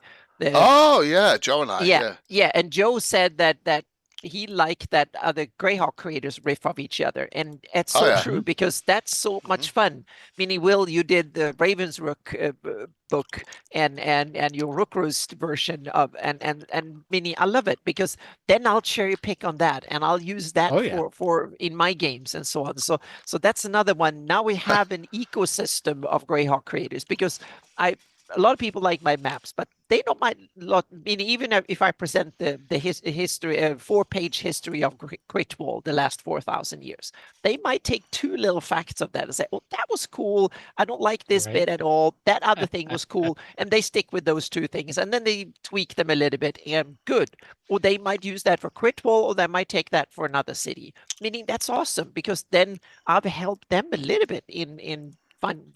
Getting cool stuff for their games, so to speak. So, and that's how I think role-playing games should work. That you should take inspiration from what other creators do, and you should kind of play off each other, cherry pick. It's like house rule, steal, cherry pick, and share. That's the Everybody here's inspiration is stealing, right? Yeah. And that's what I meant by steal. You take the idea, take everything from everybody. It's like, if it inspires you to do something with it, take it and then use it, make it your own. Don't make it your own. You could have a big start a blog or something, black armor that breathes heavy. You don't have to change things up. And then please start a blog or something, or Twitch stream or YouTube or something, and talk about what you do, so we can be inspired by it too. or start a Patreon and so on. There's like 5 or 6, 7 Greyhawk creators on the Patreon. Hence why we're here. Yeah. And that's the great thing about the discussion is that coming out with and there's been a lot of great chat's been really going real well. So real quick, Will, Brungale's pick for his donator gift was Raven's Rook. Oh, was there it? we go. Congratulations. Good pick. I hope Good you pick. like it. Yep.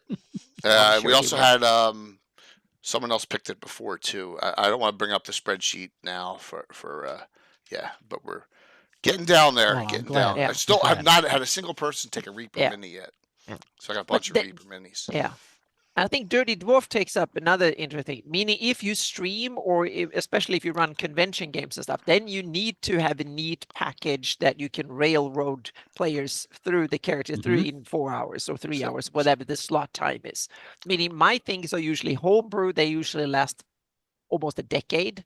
And my campaign have last 4 years now. It's soon, a bit over 4 years. They are now 7th level, and we played 60 sessions in 4 years. That's good. And so it will probably maybe go up to about 100 sessions or so. And now I can see we can start seeing, and I can see a kind of a faint end of this campaign. I can see there's a bunch of possible ends, but these ends might be like the kickoff for the next high level campaign. So we might go on to them when they're like 10th level or something like that. That's probably where we will end. And somewhere around there. But that means that they have 10th level characters that are just dying to get into some high level adventuring, and because I want to tip them off against Dragotha, Keraptis, whatever, so to speak, meaning there are multiple of Iusian henchmen and stuff that I want to kind of pit them against. So it can go a lot of ways. Yeah. I think getting back to that point that was made about railroading and stuff, and that how convention games have to be. Well, which is why I think I'm good at them and I'm good at streaming and vice versa. Yeah. Because one, especially with the special groups, you have to do it. Because you're really good at getting it, keeping the fire going, and you can kind of package it neat. And you're also good at taking an existing adventure, tweak a few details, and then run it in your style, so to speak. Yeah. I close rely on you, Anna, to move things along by shooting in the melee combat. Yeah. Yep. That's always good. That's always good. That's a talent, though. That's like a talent. No, I mean, aside shooting, the being able to lead your players without having them feeling like they're being led. Exactly. Right. That's a DM talent. Yes, you need to lure them, inspire them to go somewhere. Well, I've always done, and it's always like lurking in the back of my head is the, like you do with kids. Yep. It's like, well, you have these 3 grand choices. Which of these 3 choices will you choose? You're choosing which way you're going. Empty hall. Yep. The door. And Dirty Dwarf, I agree with you. A lot of people don't like sandboxes. And to me, my experience is roughly 1/3 of players definitely don't like sandboxes. 1/3 of players accept them because they can play, they're more open-minded when it comes to play styles. And some players love sandboxy. They want that type of game. They want to immerse themselves. They want to tweak and think, where do I want my character to go physically? Where should we go as a party? Where should my character develop, in what direction? And so on. And that's why I'm tweaking my house rules to suit my sandboxy play style. And that's another question we can tackle in a few minutes here. Yeah, get into. It's the same thing with video games. You have open world, exactly, or real time, or turn based. It's just a preference. Yeah. It's a preference of play. Yeah, so. And thinking about house rules, meaning that's the same way. Meaning, pick the rule system you want in order to make Greyhawk your own. That's part of it. Meaning, do you want to go old school? Do you want to go 5e new school? Do you want to go into something more esoteric, like? Do you want a horror-based game like Shadow RPG? It might be really cool. Do you want to go off the D&D track altogether and use something very loose, easy going like Fate or something? Or do you want to stay, your 3rd edition mechanics super geek? You might want Pathfinder or something. So there's that is important too. Meaning you can play Greyhawk with any of these editions. Meaning anything D&D, anything you can play a fantasy game with. Meaning you can play Rollmaster rules. You can use Harn rules. You can use any edition of D&D, Pathfinder, C&C. They're all very viable, so to speak, when it comes to play. Or you can also take one of these rules, house rules, and then tweak it. Or you can do like some people in the community build your own from scratch.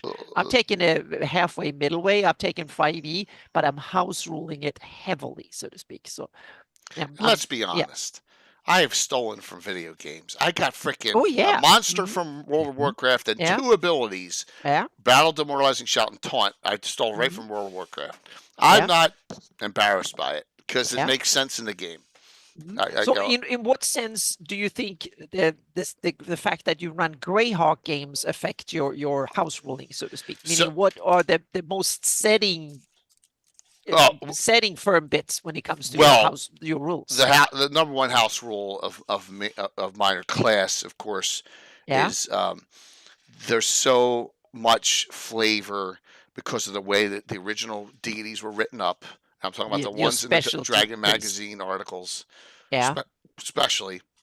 Yeah. The specialty priests give you a ton of I totally flavor. agree. Yeah. The same thing with my highest rules. The divine stuff is going to be the most setting specific, meaning a backstab is a backstab or sneak attack, whatever you call it. They are more kind of, and hit things with swords and axes and stuff. That's kind of standard fantasy. But the divine stuff, that is the stuff for priests and paladins and stuff. That is the most setting specific. And I've taken it to a level where rangers get druidic spells earlier, and I've converted that, and paladins.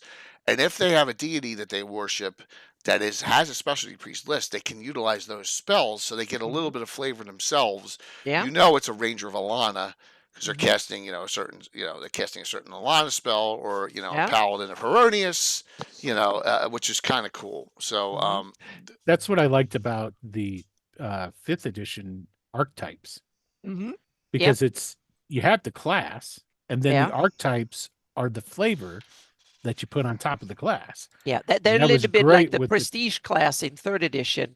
That was going not extreme. Quite as not as extreme as the prestige class.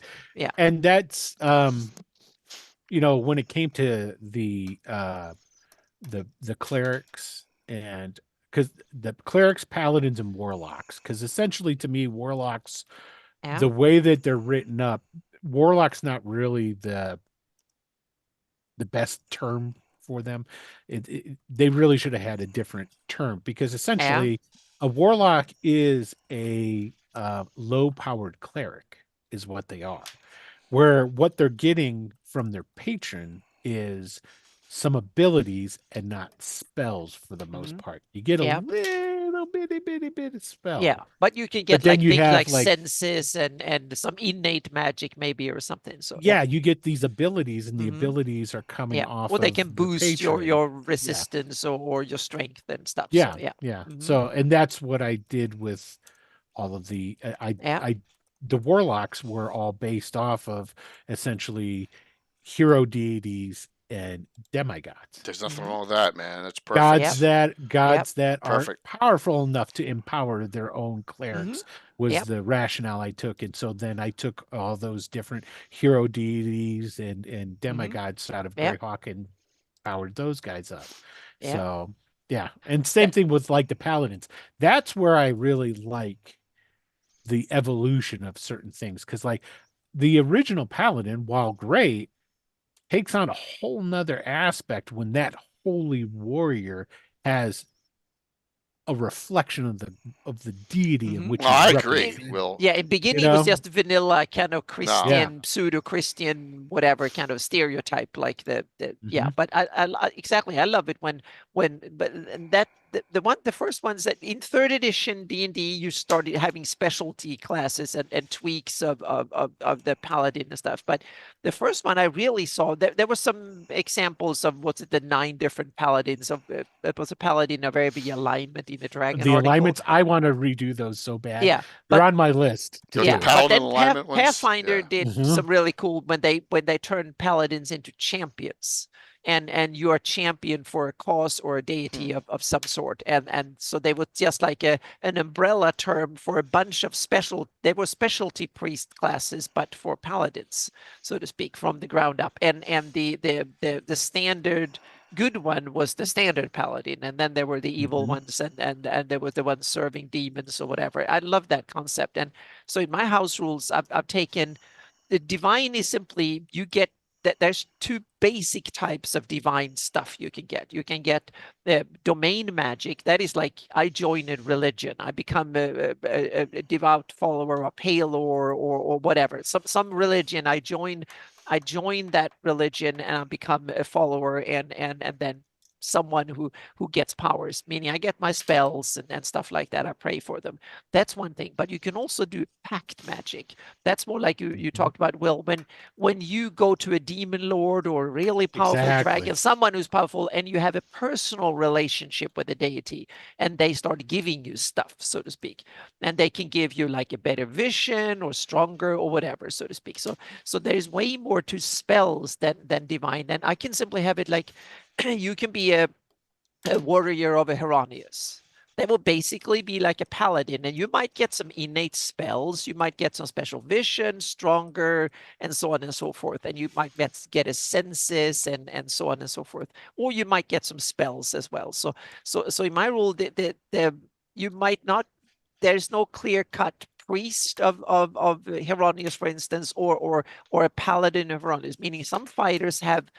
They are simply devote yourself to serve Heronius, then he's starting to give you gifts. And then you simply say, well, I want to join the church and I want to have a function and I become a warrior of Heronius. Then you get more benefits.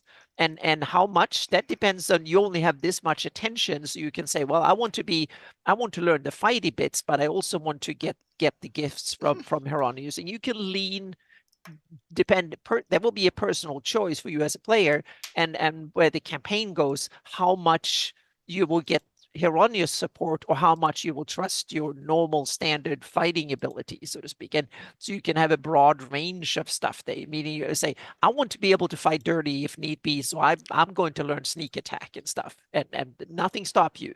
It's where you use it. That will be the thing. Heronius, if you start doing it in order to vanquish the enemies of Heronius, he might look favorably on it. But if you use it to murder civilians, he will take your hand off you immediately, so to speak. So yeah, all the paladins I took because they had the tenets, right?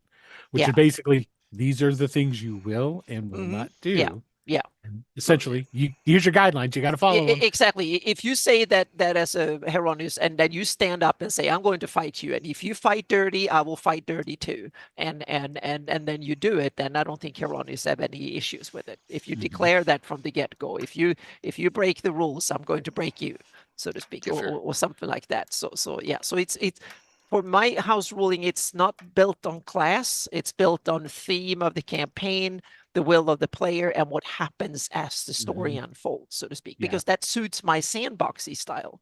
But it might be very confusing and difficult. And that's exactly what I was going to say. It's like, that is perfect when you have a sandbox style and you've got a player who's buying into it. Exactly, because it's not for beginner players. If the first experience of playing in Greyhawk and stuff, then no, classes are a great way to quickly get into the game, to not screw up your character and stuff. And it also, me as a DM, I need to tweak it because I can't have my adventures set for characters that are optimized.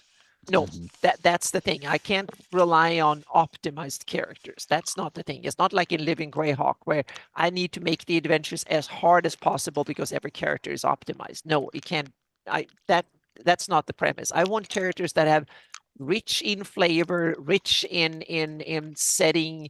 They're grounded in the setting much more than grounded in the rules. They might have lots of shortcomings and a lot of little abilities here and there, and not so good at things even at high level, so to speak. So because they want to, meaning I want my character to reflect all the adventures he or she has been on, so to speak. I've come to find that the reason, probably one of the biggest reasons of success Yeah. well, not biggest, but a contributor for Dungeons and Dragons is the class-based system. Mm-hmm. Oh In the yeah. simple fact Oh yeah. that it takes there's so many different players that come into the game that don't want to think that much. Yeah. And the class Mm-hmm. allows them the freedom to, hey, all I gotta do is put the time in, and Yeah. then boom, I get the Mm-hmm. payoff. Yeah. There's no, I got to take X, Y, or Z to get the X here and there. You know, you Yeah. don't have that sort of And stuff. another good aspect, and now I'm defending a system I don't want to use, but there's another really good aspect of the class base is that you can quickly join a game on when you play in a convention or something like that Yep. that someone else has run, because the rules are standardized and streamlined. Yep. My kind of rule system is not good for that type Right. of play. I Yeah. disagree. I tried find. Anna. I Okay. disagree. Yeah. You Let me disagree? throw this in here. Yeah. Who has, for me, I have an extremely homebrewed, changed up 1E, 2E Yeah. system. Yeah. And not a single person who's ever come into my games at a con has ever said, "Man, this is too much. I can't figure this out." I think you're selling yourself short. Well, but it's because you have both a reputation and can fill that up by being a really good DM I and, think you and could stuff. do it too. I'm working on Yeah. it, so Okay. to speak. I'm getting there. I'm slowly getting there. I Yeah. think I- it's basic. You're talking yeah. about pre-gens, Anna. You'd be able to do it. Oh yeah, that's my, and I was going to get to that. All right. That will be the way I want to run my Greyhawk games in the future, is that I want to run shorter games, not campaign 60 sessions spent over 10 years or like 5 years. I want to plan for shorter mission-based games, 3 to 5, maybe maximum 10 sessions. I think that's a great idea. Yeah, and then Yeah. have pre-gens. I will simply make up a bunch of characters, and I will simply say what generic idea, what would you like to play? And then I will make up a number of pre-gens that fit the mission, so to speak. These are the characters that would go on that mission in my version, in Meyerhawk, so to speak. And these characters will be grounded. They will come with a backstory, and they will come with a package, and they will be level appropriate for the mission, so to speak. Meaning, or something. If the Thieves Guild send them out to do something, or the Knights of Holy Shielding would realize, oh, these are the knights that should go out and do this with these backings, so to speak. If it's a recon mission or support a campaign, or just go out, find something or escort something, whatever it is. So that Epic will be, Realms. so that's what I will do in the future, because I want to be able to play with more players, and of course they will have to choose. Thank and if you. none of them are good, then I have to come up with another one. So and they will They'll be- become they'll be good. NPCs Blue in my balls in there games by too. So, accident. yeah. Whoops. Sorry about that. Thank you, Epic Realms, for coming in. We Awesome. have two giveaways from Troller Games. Sit around, sit tight. We're talking making Greyhawk your own.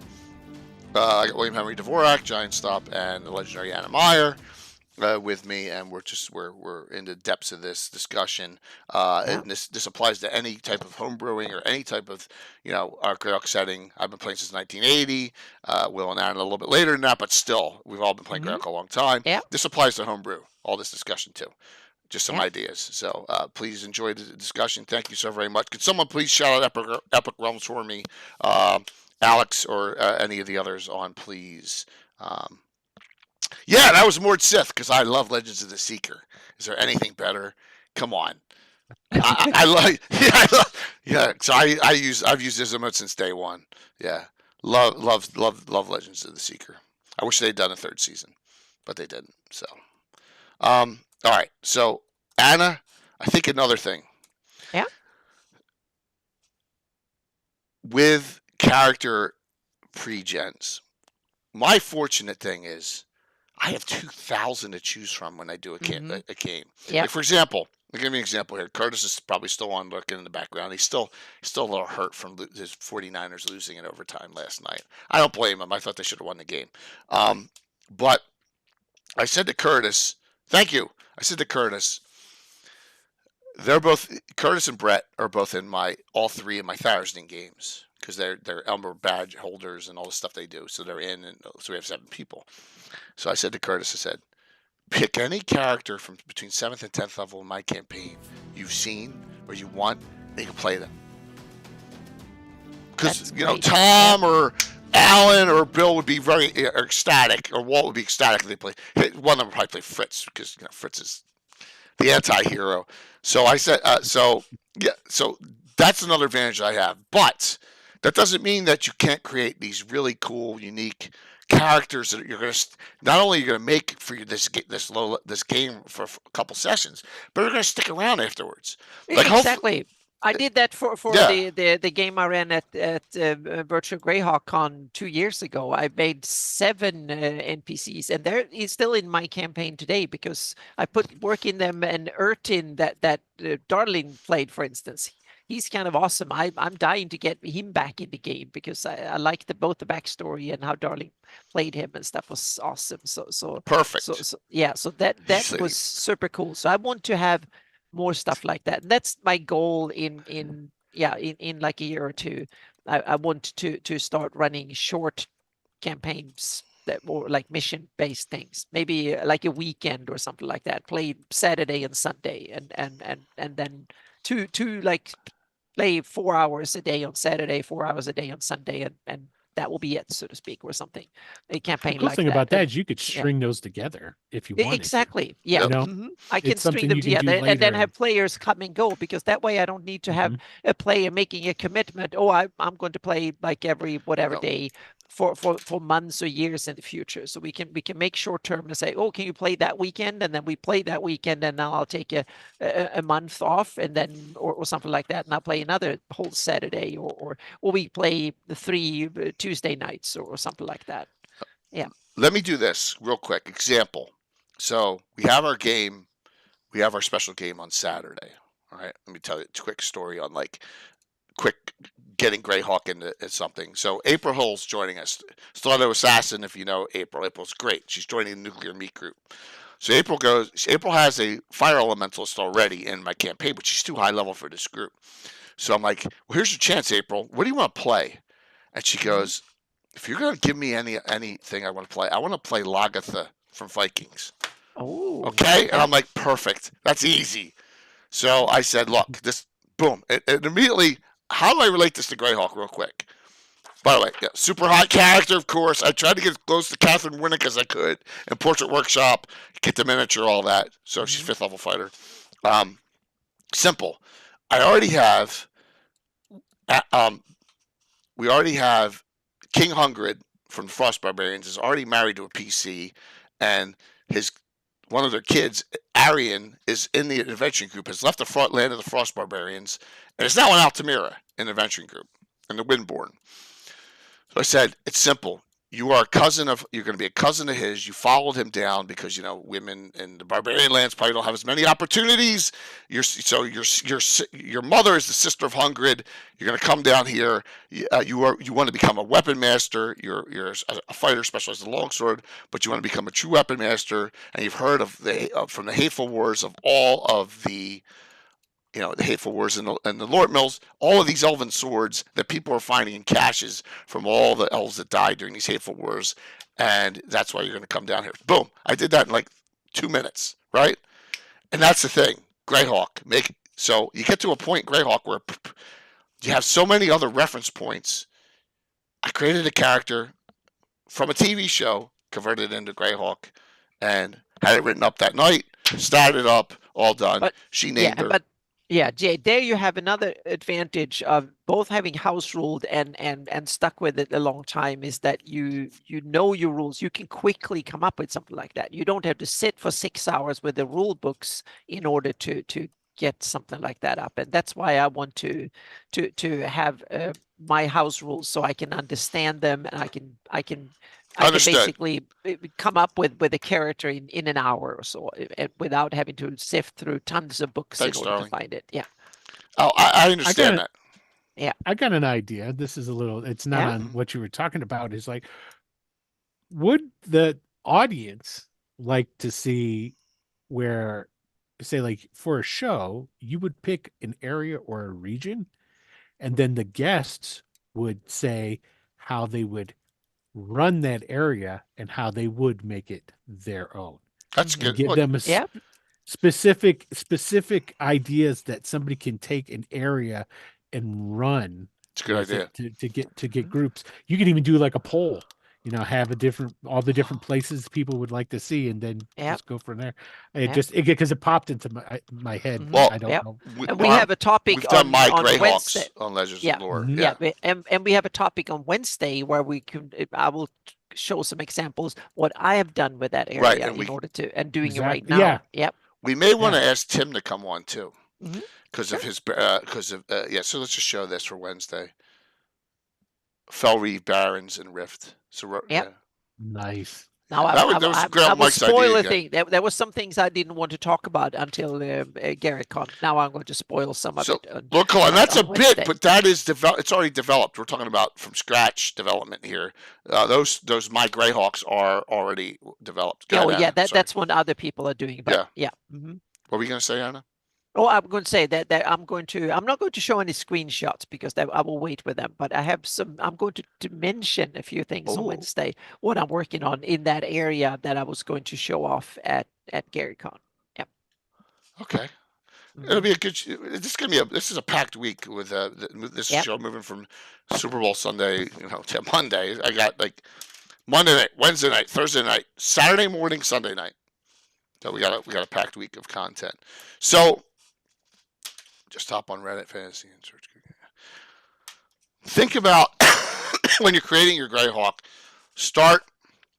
My suggestion is find a spot that interests you. Right? Find a spot, and it could be, I don't care, oh, well, this is too filled. It's not.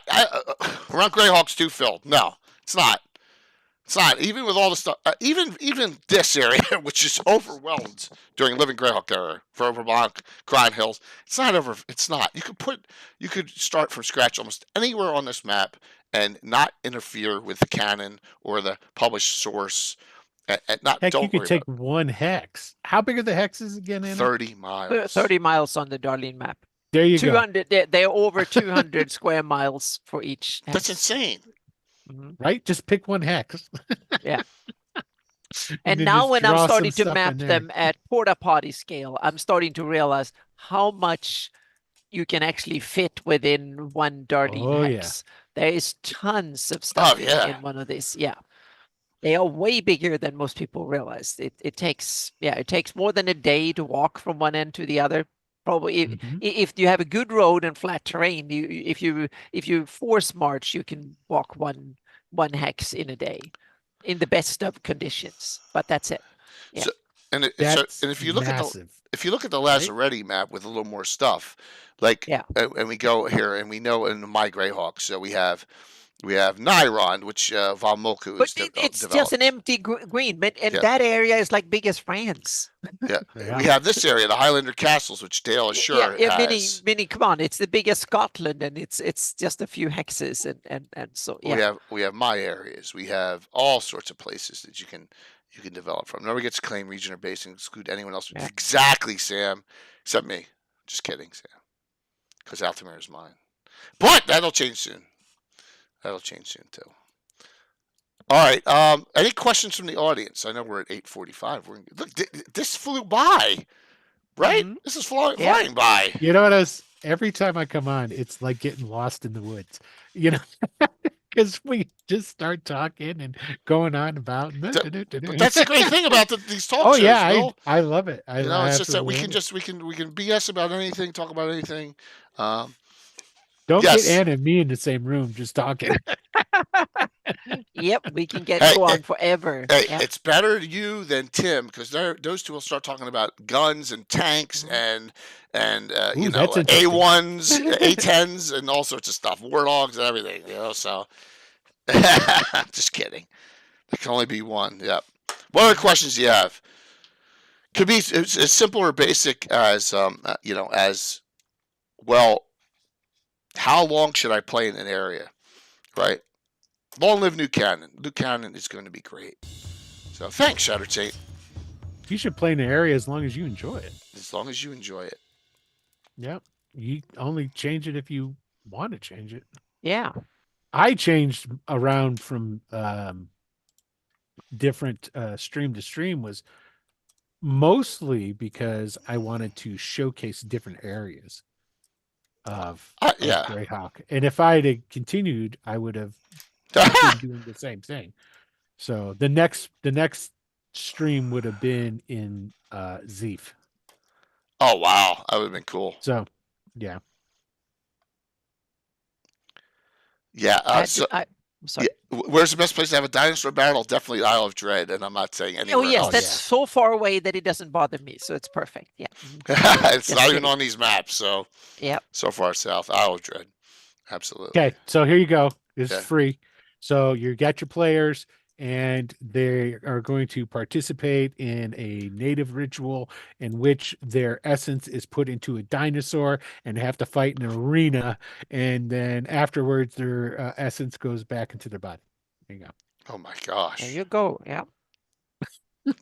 That's the way my mind works, because I just thought of that. We said dinosaur battles. Ooh, what can I do with that? Oh my. Yeah. If you want to go deep, think about what happens to the soul and the spirit of the characters after they die. Yeah. So don't And let then them. They don't let them out of the game just Well, because then they you got die. a witch doctor that's there who's Yeah. betting on it Mhm. after they die. He Wow. wants to capture their souls. Yeah, I told my players, you don't get out of my game that easy. You by dying, that doesn't cut it. You're still stuck here. So your character is still stuck even after death. Yep. And I love It can be the movie scarier. Ghost. I'm just Yep. kidding. There's yeah, Josh. I'm a big Pottery fan. Yeah, I have rules for if the all creatures have spirits or souls or somewhere in between, so to speak. That and depending on, like, humans have souls. That means that when you die, there are certain things that happens to your soul, and you have the immediate big problem, so to speak. Do you stay with your body or do you try to escape? I And- just and- had yeah. somebody on the Facebook channel, Mhm. the page, Greyhawk Adventures group. He put on there, it's like, so if you're scrying somebody, Mhm. does the scrying scry their body or does it scry their soul? Mhm. And Depends does on it- what senses so- you're using. Yeah, and it's like, so like if they die and their soul passes on and goes to another plane, are you scrying it there? And it's all like, It's like demon lords. You can't hide. Visual means they will see your soul because they want it. mhm. And if you have one, they will try and take it from you. And even if you die, your soul is still there. And that means that now you have to try and escape, or they might come and they might come and harvest all the souls. Like if there's a big battle, there's a lot of crying souls that are desperate to go somewhere after death. That means that there are critters that will come like, ooh, we can harvest this. And And they all get of a into a sudden fight you, with the Valkyries. yeah, yeah, I've had that dying was the easy bit. After death, then you have to fight for your soul, and that's a battle that is way nastier, so to speak.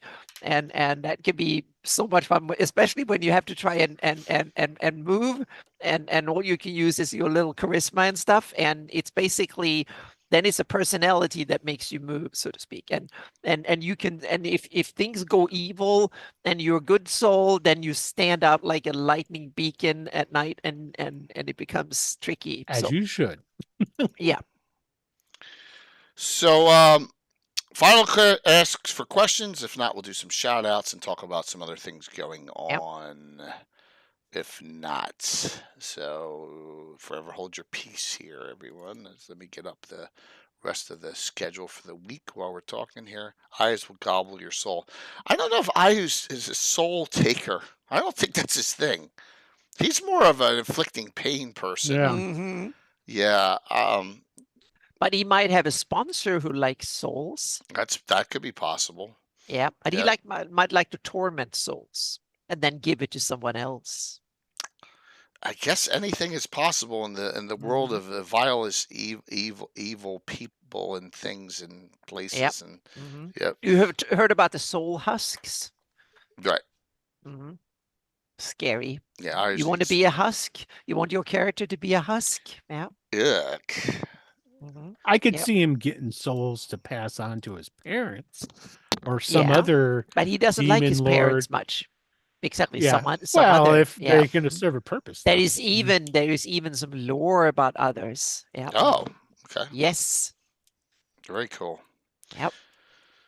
All right. Well, let's see what's going on. Will, do you got anything new on your Patreon? I've always got new stuff. All on right. Let me Patreon. go there. let's do some shout outs here. Let's see what Will's got cooking over here. So currently what I'm doing now and getting close to wrapping up is I just put Nasaldramus. He is the Nasaldramus the Enchanter. It's the Yeah, it's Nostradamus. the Nice. so basically Did you do this artwork here? no. Oh, I was gonna say that. Wow. Yeah, dude, you just scroll up. There's my artwork. That's still Yeah, not bad, that's- man. Oh, thanks. That It's is not. fantastic. It's not. Yeah, it's great. So when I came around to doing the 5th edition stuff, because like I'm doing 5th edition versions of Greyhawk stuff, right? So each class. When I got to the wizards, I'm like, okay, well, I'm not going to do archetypes for wizards. You know, first of all, a wizard's a wizard, a wizard. So what makes a wizard in Greyhawk? Well, they're archmages. They have their named spells and they have their flair about them, right?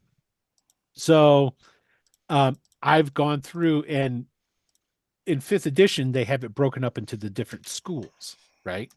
So what I did is I went through and I took wizards out of all the wizards exist as pre-gens in modules. And I took them and I said, okay, they become archmages. And these are their specialities. So like this is Nasaldramus, who is, I do believe he was from Dwellers of the Forbidden City, if I'm not mistaken. Oh, really? Yep. I He's did one of not the know that pre-gens was from there. someone did that. Actually, I should have. Yeah. So And so each one of his spells are in an enchantment based spell, but the difference is the spells are, because charm is enchantment, right? Charming people. So he's riffing off of those sort of things. Like one is your character thinks he's the fastest person around. So like before he does anything, if he's cast this one spell is cast upon him, he's got to move 15 feet before he can do anything. Because he's all like, look how fast I am. I'm going to run over here and I'm going to do this. And look how fast I'm going to run over here. I'm going to do that. Another one is where it's a heavy burden. If he casts a spell upon you, you feel like you're carrying a very heavy burden. Your speed is halved because you feel you don't really have the weight on. You just feel it's an enchantment. These are enchantments on people. And each one of these wizards has 15 of these new named spells after them. And I give a little history. It's like, awesome. Written I love up it. about where they came from and the adventure that they were from, and then what they did following to become an archmage, because none of these characters are of archmage level, right? They're all like much lower. And so they went on to become in the spells that they devised. So, and I'm doing Higard, I think is how you pronounce his name now, and he's from Saltmarsh. And then the last, I only have 2 more to do. He's a transmuter, and then for transmutation spells.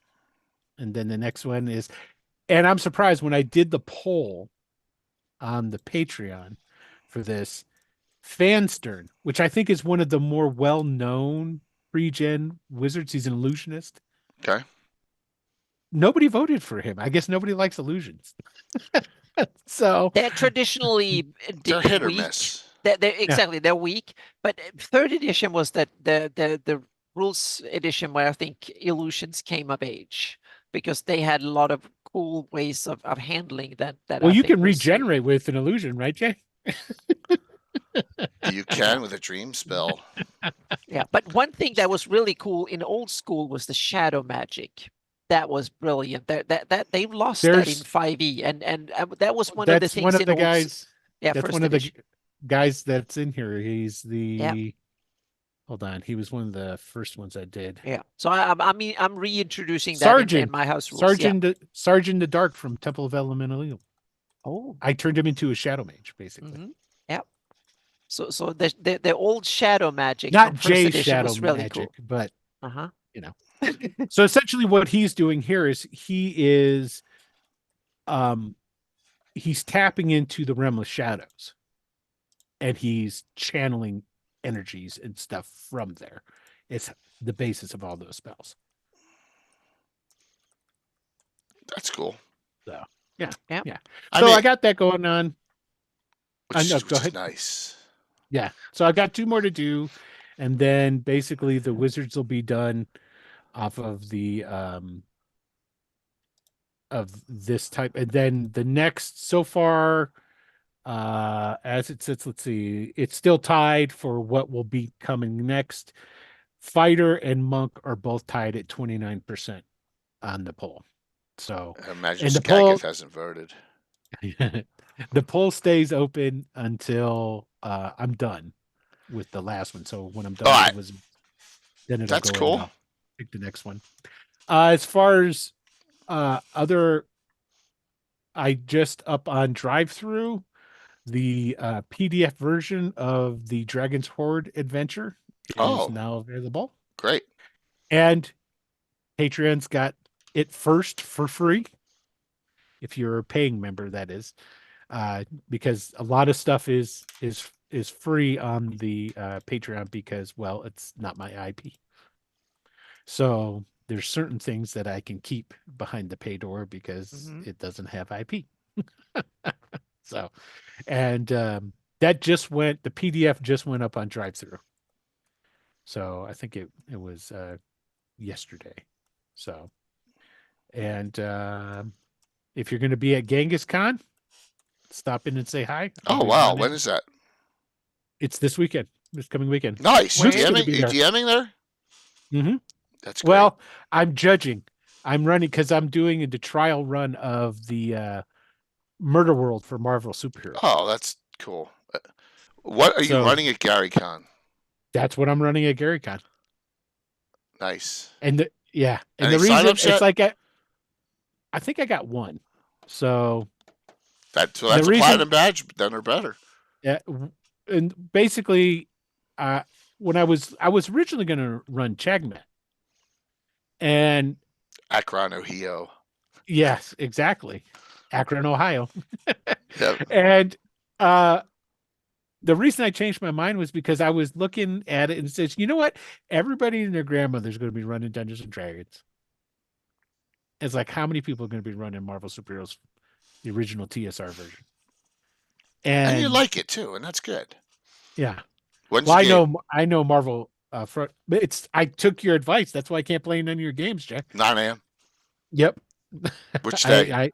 I was it Friday, Saturday, Sunday? Wow.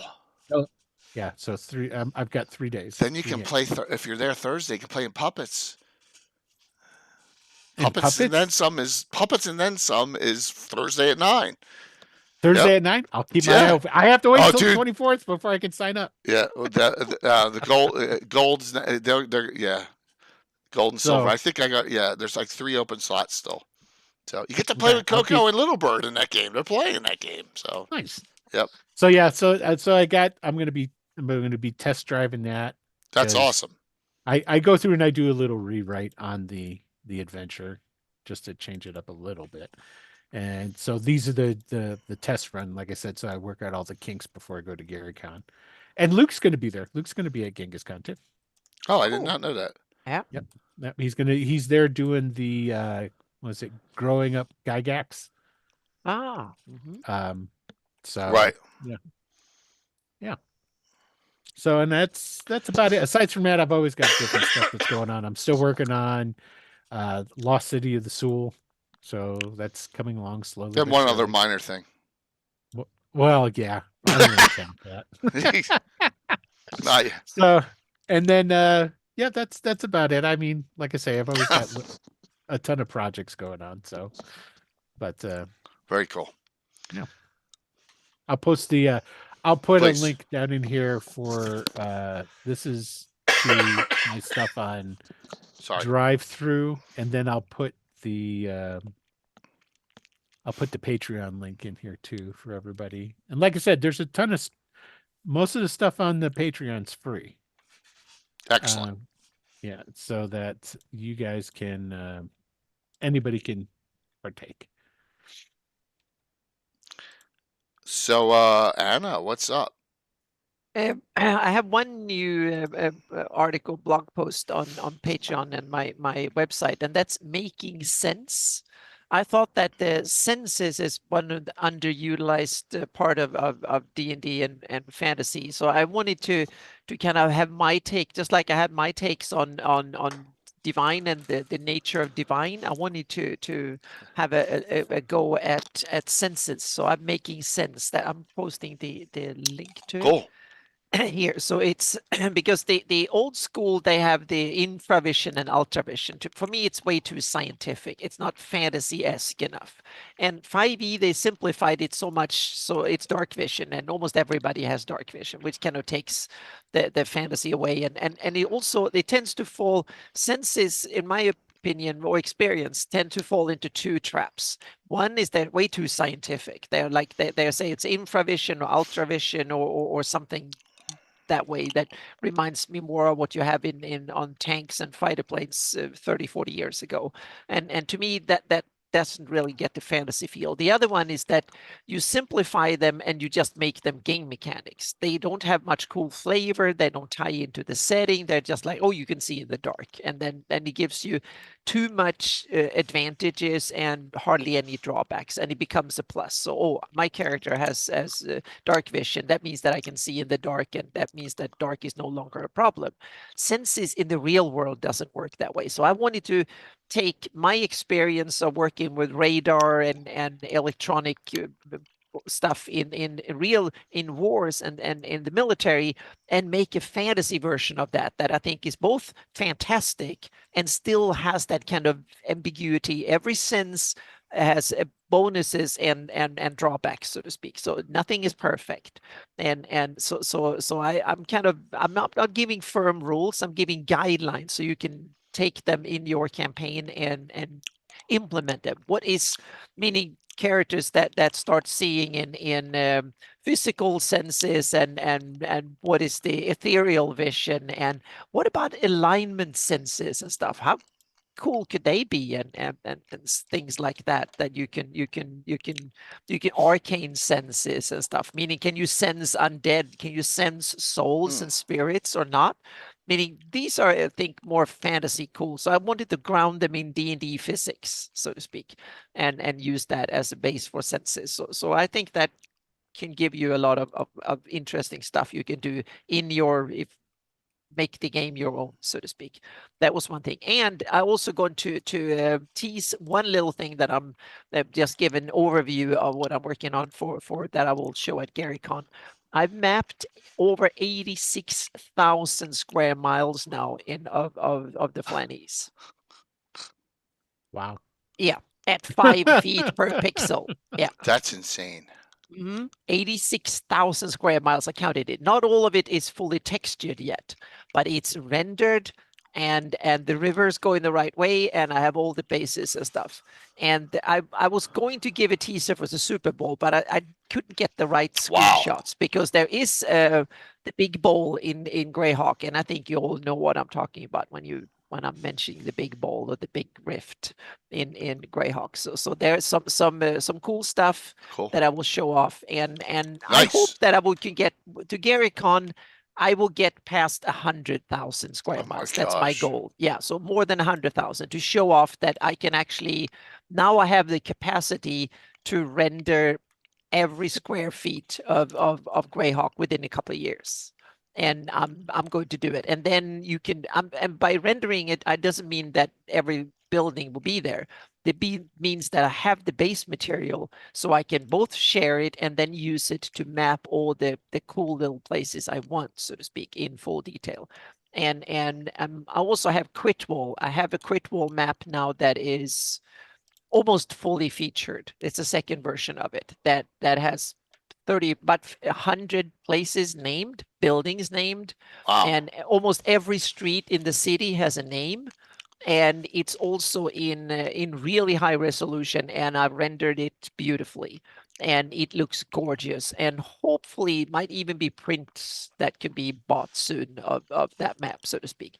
And the if you want the whole city with its surroundings, the map will be 50 by 44 inches. And that's printed at 10,000. Scale is 10,000. So 1 inch is like a mile, or yeah, inch or a little bit over 2 inches is a mile, I think. Roughly that, or 2.5 inches is a mile in that scale. And there's also a small 24 by 36, where you only get like the walls and stuff. So but I've named almost every street, and there is like 20 inns or something like that. Probably well over 100 buildings are named. Wow. And all the wards and stuff. So yeah, so that's my first foray into city mapping, because I wanted to show what it is. But so those are the overall teasers, and of course there will be way more heraldry at GaryCon too, a bunch of them. I did one that I helped Will with, and so nice. that inspired me to so I'm going down that rabbit hole for my own campaign too. So there will be a whole more. That thank you for asking me, because that kind of inspired me. So I riffed off that one, and now I have plenty. I had done that one was one I had done for my campaign, but now I have inspired. One example, Order of the Storm, is one of the few living Greyhawk stuff that I've taken that I think is really cool. It's an old Flan cult that was around 600-700 years ago, and that was just mentioned a few times. Old Flan and set in the Horn Society, and that was something I've spun up. I've done heraldry for them, the heraldry of Molag, and a bunch of other stuff. So I'm going to show that off at GaryCon. So those are the short little teasers, but I'm going to hold off, because I want to have some cool stuff to show, for ones that I haven't spilled everywhere. So yeah. Awesome. So here's what's going on. Busy week. Wednesday night, 7 o'clock. Felby Baron's Rift. Whether Mike's here or not, we don't know, but it's at least Dan and me. Yep. Okay. I want to see if Tim can participate, maybe, because he does a lot of Rovers of the Baron stuff, to talk about what he does up there. Urflan, yep. Yep. Wednesday. Thursday, we finish Search for the Brothers. Pretty decent fight going on there right now. They found the two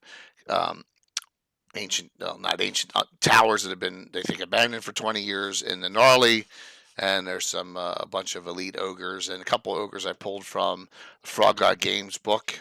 Tusker ogres, a new cool type, and there's an ogre mage, so we'll see what happens as they're looking for these brothers who may have the information they're seeking about Blackthorn. We'll see. That is Thursday. Saturday morning, fun time. Nuclear Meat returns with April Nicole Hill. We talked about her character.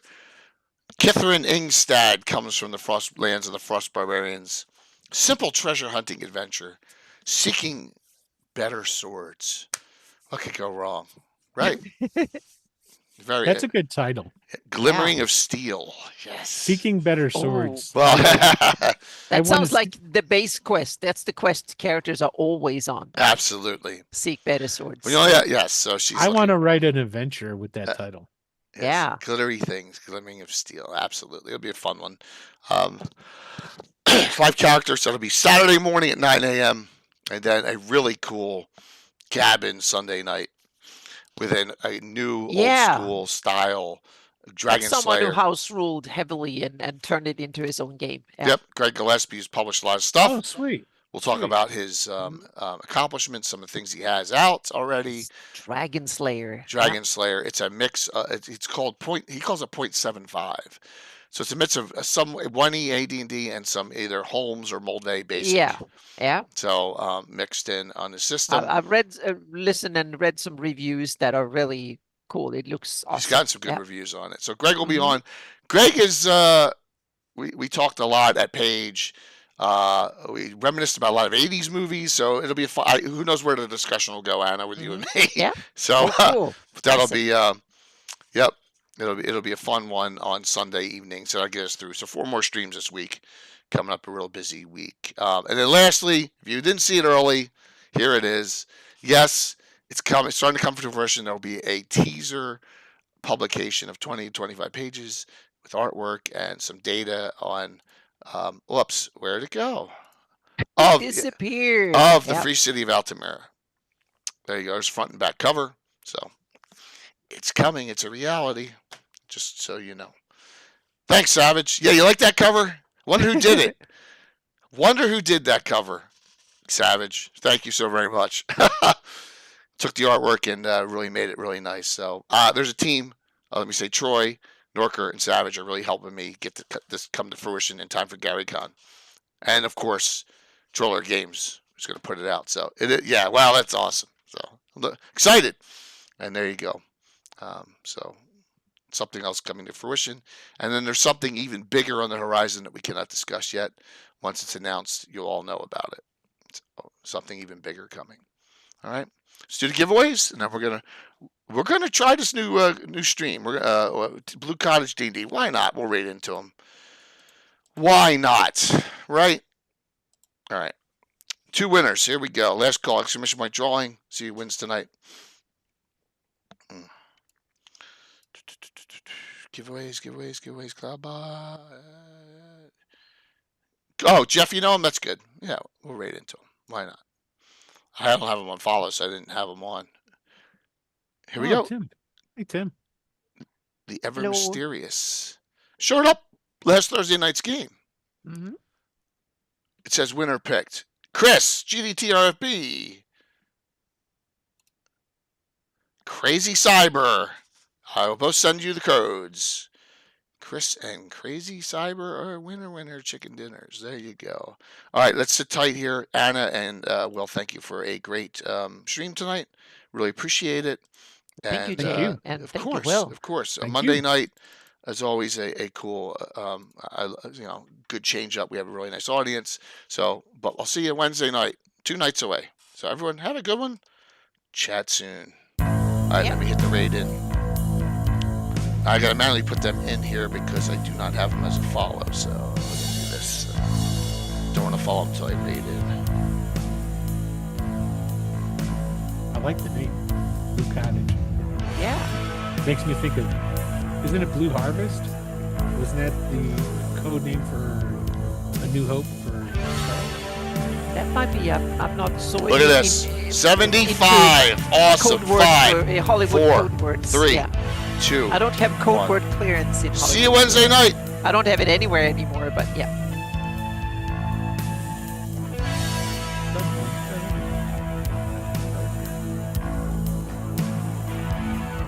Is she wearing a Christmas shirt?